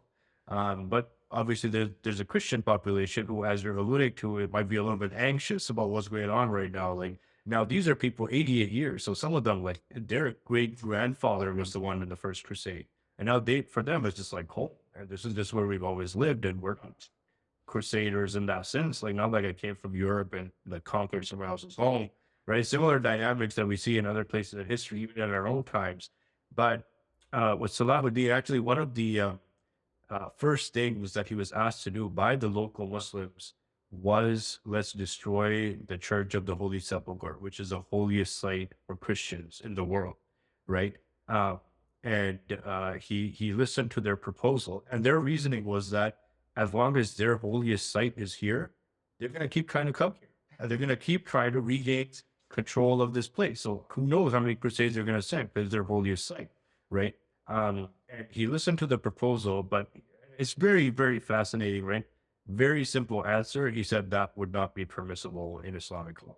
Like, it's not about my personal opinion. It's not about your personal opinion. It doesn't matter what they did to us. It's not about revenge and like they did this, so we can do this. No, it's just halal or not, right? Is it permissible or not? Like, the same reasoning he had used, like, you know, more than 20 years earlier, is abolishing the Fatimid dynasty halal or not, right? And sometimes it's just like the simplicity of deferring to the Sharia, right? Of taking a lot of the guesswork and my own feelings and emotions sometimes out of the situation, and just like, what is the precedent? What is allowed here? What's not? So basically, what's famous about Salahuddin's good treatment of the Christians of Jerusalem is the context of the Third Crusade. So the Third Crusade, very quickly, honestly, I know that's the one that made him famous in Europe, but I don't find it as significant, obviously, as the initial liberation of West al-Aqsa itself. I think that's the more important part of Salahuddin's story for us. But just to complete the story, the Third Crusade is crusades were kind of constantly underway because it was kind of good business for the Roman Catholic Church in Rome to constantly get people riled up and send them for crusades and try to make something happen. They had seen success, right? And even the fact that Salahuddin had regained it or took it away from them might seem like a temporary success for him. It's like, oh, we can just put some more effort into it, go and get it back because we did it before, right? Like we have some experience with it, and we kept it for so long. So they send the Third Crusade, and it's kind of like a nice beefed up crusade with like resources and people and all this stuff. Like it is well set and it comes through. And but there's a bit of a stalemate from the get-go, where Salahuddin is able to keep them at bay, but at the same time not force them to leave the area. Like that he kept like forced them back onto the ships and just give them no choice but to go back to Europe. And at the same time, he's in a well enough position that at the stalemate, if they can't advance it, he won't let them advance. So they eventually agree to a truce as well about generally the raw treatment of the pilgrims, right? The Christian pilgrims who will continue to come. And it seemed like Salahuddin had temporarily stopped pilgrims from coming after initially regaining Jerusalem, but we're talking about like just months of difference here. So maybe for a few months they weren't allowed to come in. And then while they're figuring out the situation, or whatever the case might be, but then the truce was signed with the famous Richard the Lionheart as well as Salahuddin. And this is where people really get to see his character, and it's going to be written about a lot because now he's so famous. Now he's actually the guy who took Jerusalem.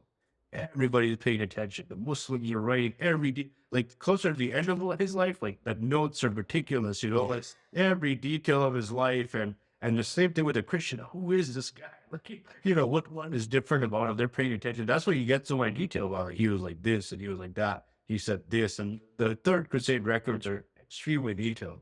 So anyway, they agree to a truce, and the Crusaders agree to leave if the conditions of the truce are honored. Especially the fact that many of these people in the Third Crusade had just arrived from Europe, right? So they've heard things, but this is their first time interacting with these people that they probably seen them be demonized. Like imagine up until this point, whatever news has reached Europe about Salahuddin is probably like sees a huge risk to Christianity. And we have this one particular story that's very striking in terms of visualizing it. You have this Christian woman from the Christian camp.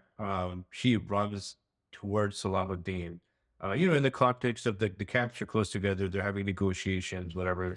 And she's able to kind of get close to him and just drop on her knees in front of him. And she takes some dirt in her hands from the ground and rubs it into her face. And she's like crying, like, out of control. And Salahuddin is very, alarmed by this that is happening right in front of him. And he inquires about like, what is the matter? Like, what's the situation? What's the deal with this woman? And it turns out that someone has mistakenly taken one of her children as a captive, as a prisoner of war, a young child, right? And he basically launches a manhunt in the entire, not only in the camp, but in the entire area, in the surrounding towns and villages immediately, to find the child and make sure that the child is reunited with, I believe it was a male child and it was a son, with the mother. Now, what's fascinating about this is that the Christian woman, instead of going to her own leaders, comes to him, right? There's a recognition that she's not someone who's maybe engaged with him directly, but his reputation precedes him. And what kind of people, what kind of culture would he have had to have inculcated among military men? And if you know anything about military history, these are some of like the most, gruff, mean dudes who don't care about like the motherly stuff or whatever. It's a whole different world that they're in all the time. They've seen their comrades fall and stuff like that. So imagine you're like some celebrated soldier, and now suddenly you're being told like, go find this kid in the market,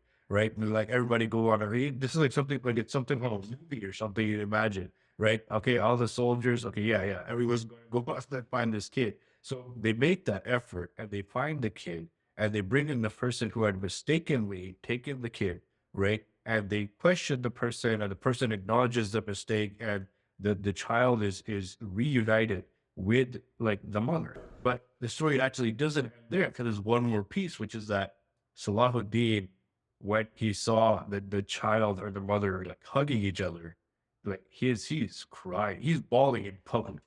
But at the same time, this is the kind of stuff that resonates and becomes embedded in the culture. You know what's interesting about Salahuddin? When we talk about these stories making their way back to Europe, who was circulating these stories? Like who was spreading this legend of Salahuddin? It wasn't like the king of England that was holding like a conference about Salahuddin and spreading the knowledge. It was the average people. It was the poor people, right? In the villages, you had storytellers, generation after generation, telling the story of this, legendary king of the infidels. And it was like the people, like Dante, like the people who came up from like the lower rungs of society because, justice is a language of its own. They see it. They know what kings are supposed to do. And they have seen other Muslim rulers, right? The Christians have seen other Muslim rulers, right? They've seen a lot of them. But have they seen the same kind of behavior?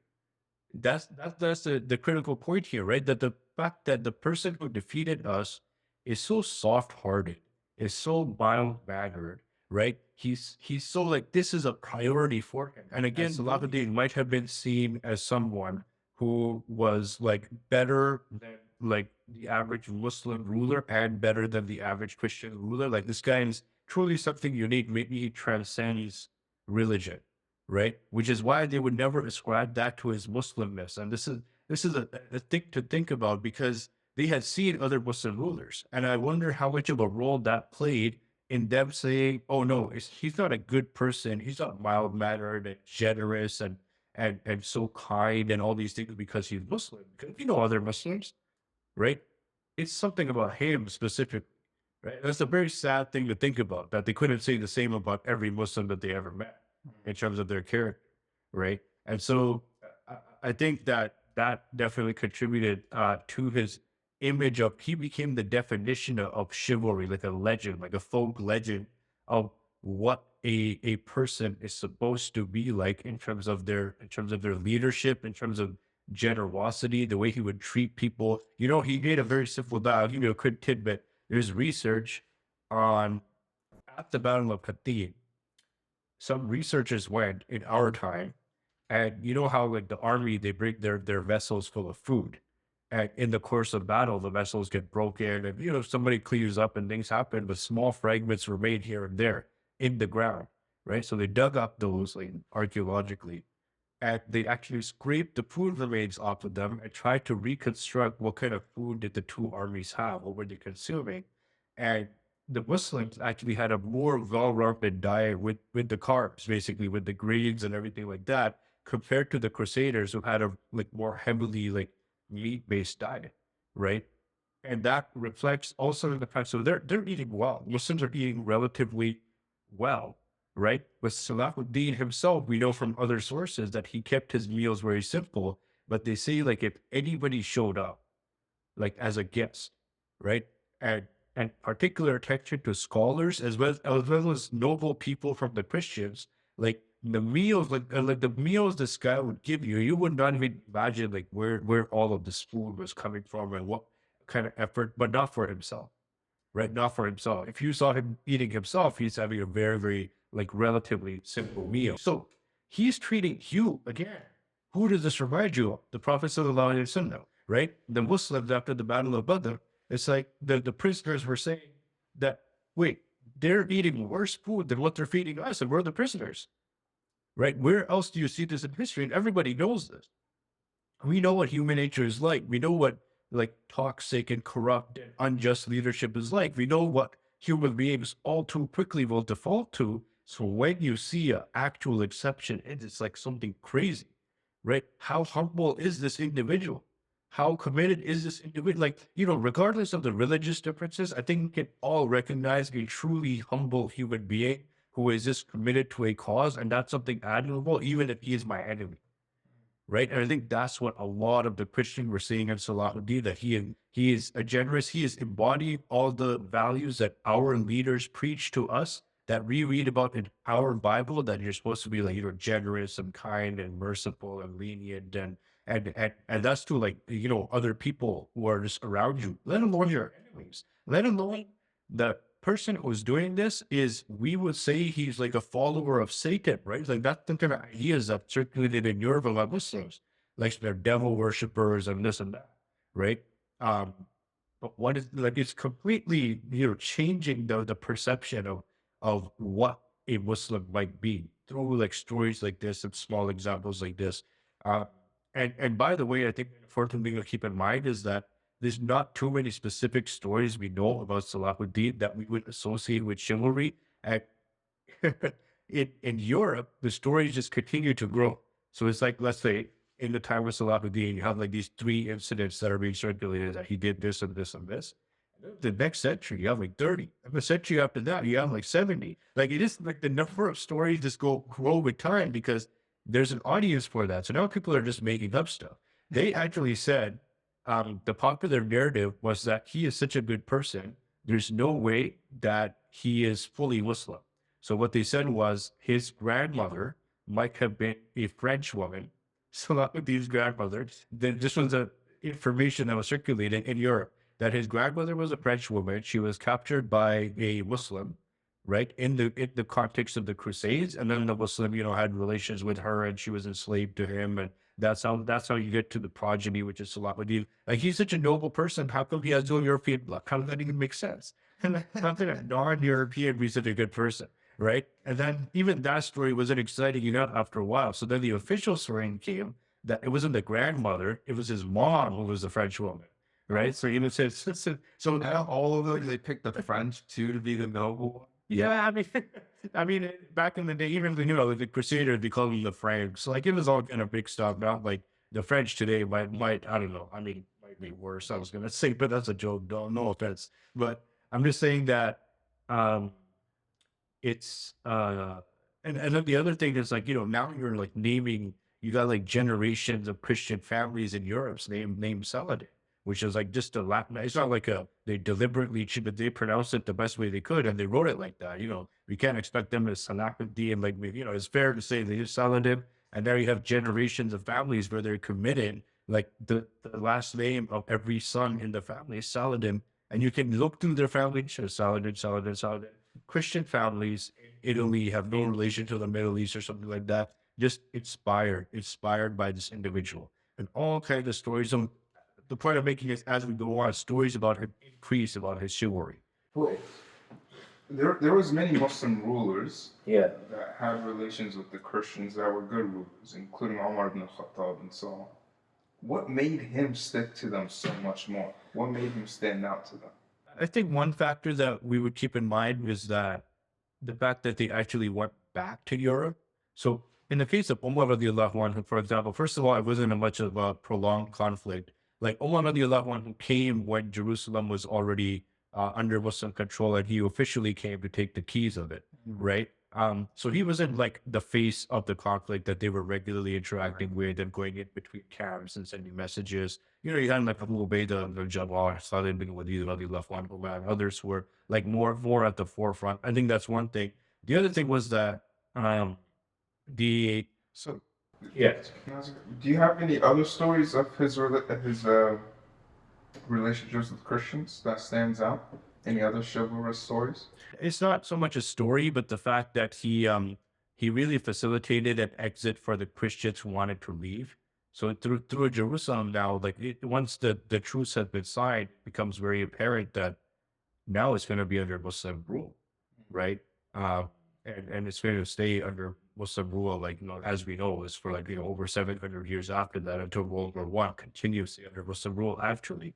But the way he facilitated the exit, there's a lot of stories related to that, about him sending his own soldiers to make sure that the Christians who were leaving were protected from other Muslims.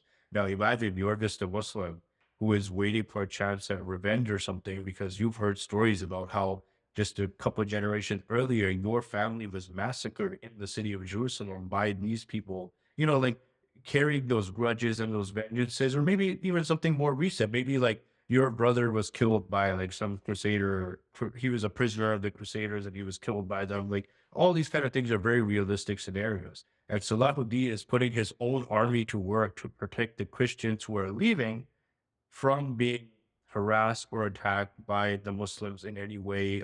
He did everything possible to, and then it's kind of funny because it's almost like he's like, I'll do everything possible just to get you guys to leave. If I want to leave, like please leave, right? Like I'll provide the security, I'll provide anything you need. Just like let's keep it moving, right? So, but that's not like a specific story, but there are a lot of details about how much of an effort he made for the Christians who said, we don't want to live under Muslim rule. We'll go back to Europe, right? And they were making their exit and with their belongings and stuff like that. And there's no looting allowed, like no like just going in and looting or harassing them as they're trying to leave or trying to steal from them on the road, like trying to get some their goods, right? That they're protected all the way to the coast, onto the ships when they're about to leave. Like there's a lot of and it doesn't take like I mentioned before as well, to really convey to people that you are something special.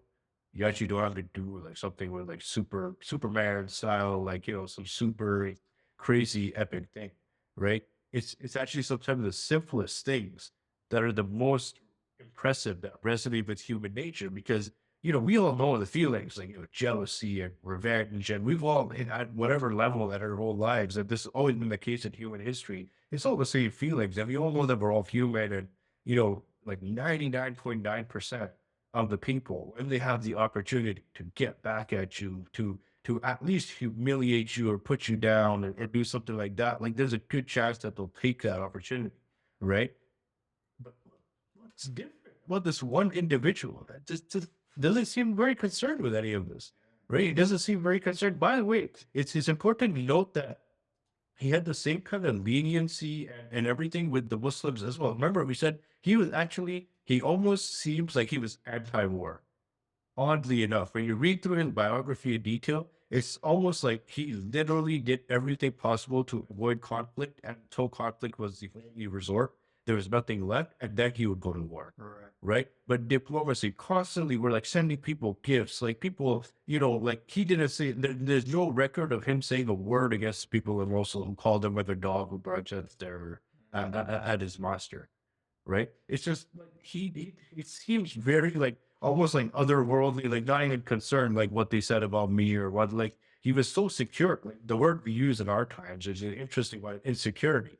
Right? When you feel insecure, you're always shaken up at whole, she said this about me, he said that about me, right? And a lot of rulers against Salahuddin's own time, like even Nuruddin seems to have had like a bit more insecurity than Salahuddin was just next level for what it seems like he did not care, right? He would just focus on what he was doing and how he could get you on board. He could say anything you want to him, and he'll get you the Prophet Sallallahu Alaihi Wasallam, right? The people of Taif. Should I crush them? That angel is saying between two mountains. The Prophet Sallallahu Alaihi Wasallam is saying no, because maybe from their future generations will be people who believe and who support this cause and all those kinds of things. So even in the case of Salahuddin, it seems very similar. It's like, okay, like, I will wait. I will play the waiting game. I will be patient. I'm not going to rush into a decision. I'm not going to pull out my sword and kill all my enemies. And, so that's the case with the Muslims as well, is what I'm saying, that he had the same kind of patience and leniency and showing them a lot of generosity to the point that people could just not deny that this guy has to be sincere. And once you got people convinced that, you are actually sincere, it's amazing what they'll do for you. They will ignore their own leaders from all the way to Iraq, right, Mosul, and walk all the way over to where you are in southern Palestine and fight for you every year, and then go back home and come back the next year just on their own.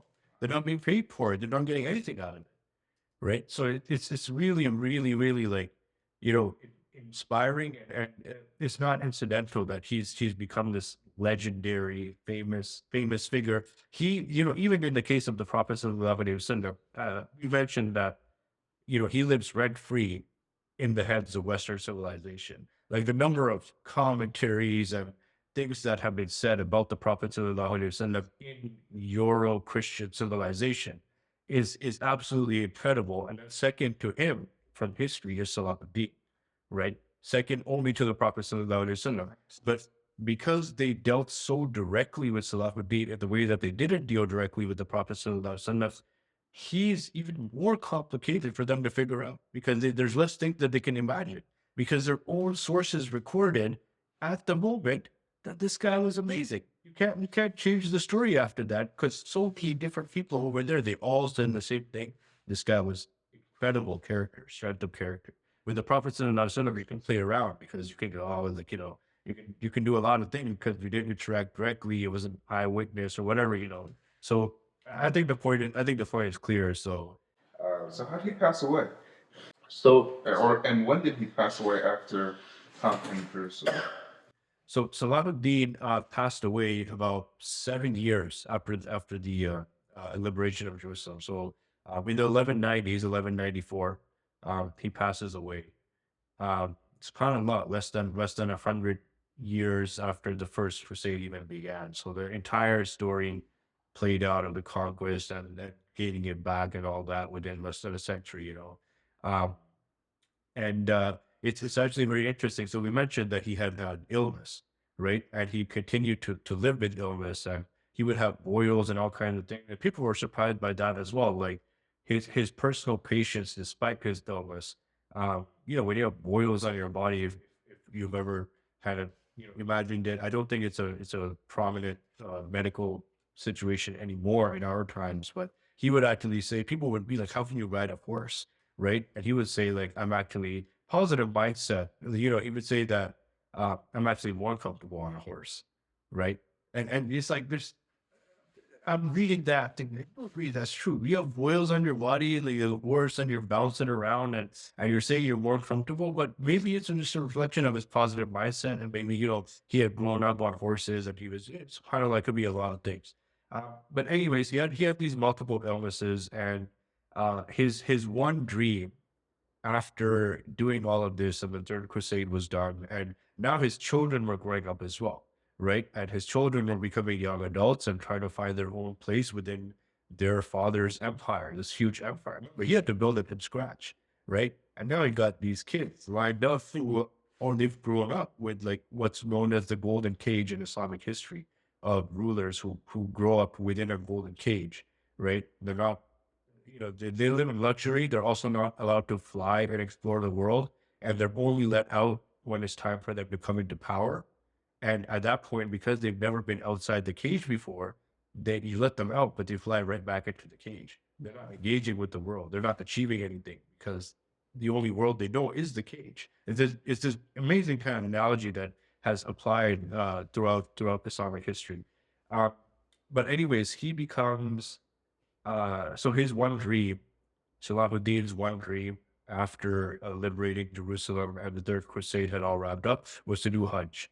And Qadi and Fadl actually advised him not to do Hajj that particular year, because he says there's still, like, a few logistical things we have to figure out, and it's too soon after the Third Crusade. Like, if you leave for Hajj, because Hajj back in the day was like a really long journey, right? It would take a long time. Like, if you're out of the picture for a few months, there's people jockeying for power. There's everybody on board. And now that we have a lot of power, same situation as we had in Medina at the time of the Prophet sallallahu alaihi wasallam, you have a uptick in hypocrites, right? Now there's people who are only in it for the power. You had an army, you've got people, you spend a lifetime getting people together based on vision, and now you might have a bunch of hypocrites who just want power, and they're not really in it for the cause, all these kind of things. So don't leave now. Let's figure out the situation. You could go next year. And the next year, subhanAllah, was not destined. He wasn't destined to live that long. So Salahuddin, his illness became increasingly worse. And there's this very sad scene, actually, that the Hajj caravan that he had wanted to be a part of, Damascus historically is a departure point for the Hajj caravan to go directly south, first to Medina and then to Mecca. So they come back, and the main arrival point then is also Damascus, and then people disperse in different directions from there. So now he's in Damascus, and the caravan arrives, and it's described as it was a cold February day. And Salahuddin and Imaduddin Isfahani actually narrated this, and he said he stepped out of his home, like Salahuddin. He's like, and I saw him from a distance. I was talking to someone just on the street having a conversation, And I saw him from a distance, and he seemed like he was kind of, like when someone's out walking straight or they kind of dazed, and he wasn't wearing a jacket, which was a huge problem. Because we know he already has illness problem. It's a very cold, bitterly cold February day in Damascus. It does get pretty cold. And then, he's like, he's not wearing a jacket. So he's like, I immediately rushed over, and other people saw him too, who knew him, and everybody rushed over to put like a jacket on him. And honestly, man, it's painful to read that the last few days after reading everything about an individual's character, strength of character, and everything he did for the Ummah, like his contribution is like, who else can we name in Islamic history after the Sahaba who we can compare him to, really, right? Very, very select list of individuals. Um, but as the days go on, his condition starts to worsen. There's all kinds of situations that are described about him having fevers and everything that he was going through. He would pass out. Right? And Qadi al-Fadil is visiting him every day. His mentor after Nuruddin was Qadi al-Fadil, this jurist and this scholar for 22 years, his closest aide, right? So you imagine this relationship, and now he visits him every day. And Qadi al-Fadil says that when we, like him and Imad al-Din, when we used to step out of Salahuddin's home after visiting him, there would be a huge crowd gathered just to see our faces. Because if our faces seemed a bit optimistic, people would be reassured that Salahuddin, he might be recovering or doing better. And if we seem sad, then people would be like alarmed. And he describes one particular incident where, Salahuddin was basically, he asked for like a pool of water, like a tub that he wanted to sit in for some kind of relief. And I can't recall, the water was either too cold or too hot or something, the water that was prepared. And he says something very mild-mannered, like he said, can people not check the temperature of water? And you can imagine a guy who's done so much. He's like, I've done everything for you guys that I could have possibly done. And now all I'm asking you to do is fill a tub of water, but like the right temperature. I'm in a lot of pain right now. And like, y'all can't like figure that out, right? But like so patient, so calmly, and just generally not even blaming whether the specific person is like, can people not check the temperature of water anymore before they fill a tub? And Qadi al-Fadil stepped out when they were leaving, and he said to Imad al-Din Isfahani, he said, look at his character. He said, soon you will not find a character like this among the Muslims anymore. Also, one of his sons, there's a very, very touching interaction that you can easily look up and find online. Just Salahuddin's final advice to one of his sons, where the sons would come visit him regularly, and they had their own government positions in different parts of the empire, so they'd have to go back. And in this one case, while the son was about to leave, like Salahuddin just called him back, like as he's leaving, just called him back and gives him some really touching like life advice, like almost like like the thing kind somebody says when you can tell when someone's talking to you, like, this is our last conversation, like, this is it, right? So I'm going to tell you what really I need to tell you. I love you, whatever. And like, in our context, what in the same way, in his own way, that's what he's saying. I love you. Here's some advice and stuff like that. And then, yeah, he said that he was knocked out, like he was passed out, and he had the Qadi with him, beside him, reciting the Quran. And he had Qadi al-Fadil sitting on the other side. And it was just like, a certain recitation of the Quran. I'm actually forgetting I think it's Huwallahu allazi la ilaha illahu.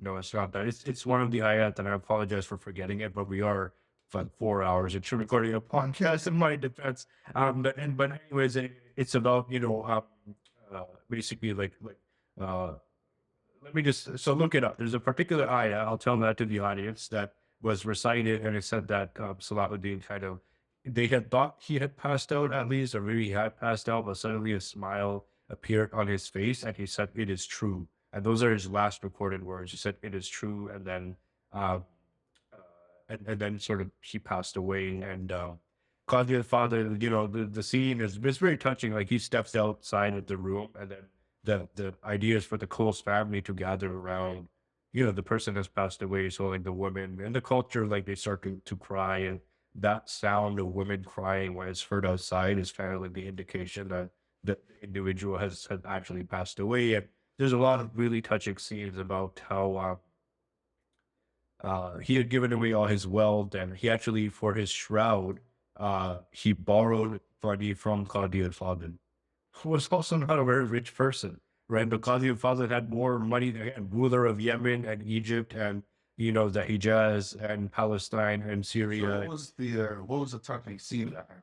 The touching scene that happened was when his body was brought out. So he was washed within his own home and, shrouded within his own home. And then when you actually see the body and it's shrouded. So it's not like you actually see the person, but you see a figure, right? And you know exactly who it is.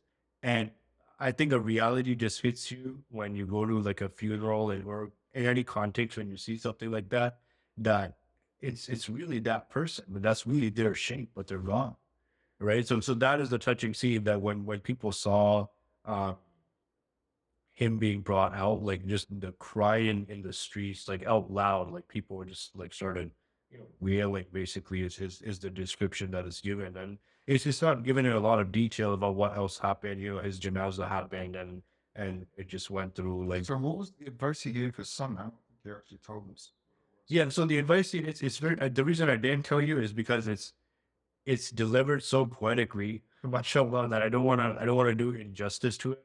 But it is it's very generic advice in terms of um it's like stay true to your religion, right? It's like it's not specific to them being like a ruler and a ruler's son or anything like that, or like it's not strategic advice like do this after me or like expand the empire this way or something like that. It's not even about personal quality so much, right? Like or any advice like that. It's very much like follow the Quran, follow the teaching of the example of the Prophet Sallallahu Alaihi Wasallam, stay sincere to the religion, like things like that. But again, I hate myself for saying it right now because that doesn't convey how beautifully it's said.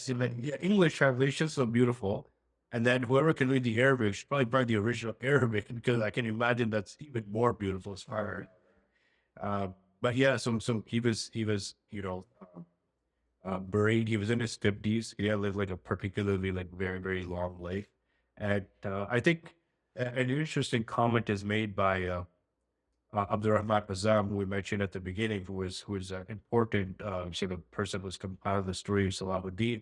He said he's a very unlikely person in Islamic history in many ways, in the sense that we mentioned as well. He didn't come from like a lineage of kings or a royal family. He was a Kurdish background person operating in places like, Syria and Egypt. It was like his homeland, right? He wasn't somebody who kind of conquered the way most conquests happen, which is like through a whole lot of battles and bloodshed and things like that. He didn't build an empire that way as empires are typically built. So in so many ways, his story is not supposed to work out. Like there's all of these disadvantages that he has. If you look at it, that so many others have advantages in those same respects, and yet he is the person who is destined to achieve what he achieved, right? SubhanAllah. And that's personal qualities and of course ultimately the decree of Allah subhanahu wa ta'ala. And it's not rocket science. It's an important thing to keep in mind that when we read about the stories of Salahuddin and, when we read about the stories of the Quran, of the prophets, for example, those promises that are made to the Anbiya in the Quran, or even to the Muslims in general, people who submit to Allah subhanahu wa ta'ala, that if you do this, like the help of Allah subhanahu wa ta'ala will come and, persevere. Like there's instructions given, but those promises weren't limited to the Anbiya or to the Sahaba. It's just the Quran is like eternal, right? For everyone after that. So whether your worldly success looks like success or not, but as long as you're sincere, you can kind of keep it going. And Salahuddin, that's the thing. He seems really like unconcerned almost at times when you read his biography that, if I pass away, okay, like it's no big deal. It's not stressing him out.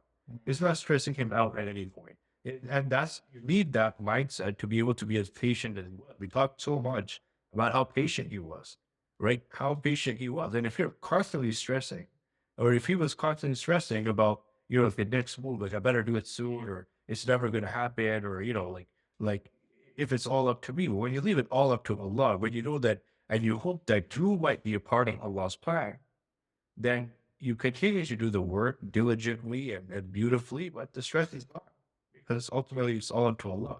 Yeah, yeah, that's beautifully said. Yeah. Brother Hassam Munir, thank you so much for joining the podcast. I know we kept you for a long time. It was a roller coaster ride, but you stayed patient with us. Alhamdulillah. No, I appreciate the opportunity. I had to stay at least this patient after reading that incredible story. Yeah, thank you so much. Thank you guys for listening to the Ansari podcast. I'm your host, Mahmoud Al Ansari, and this is the Ansari Podcast.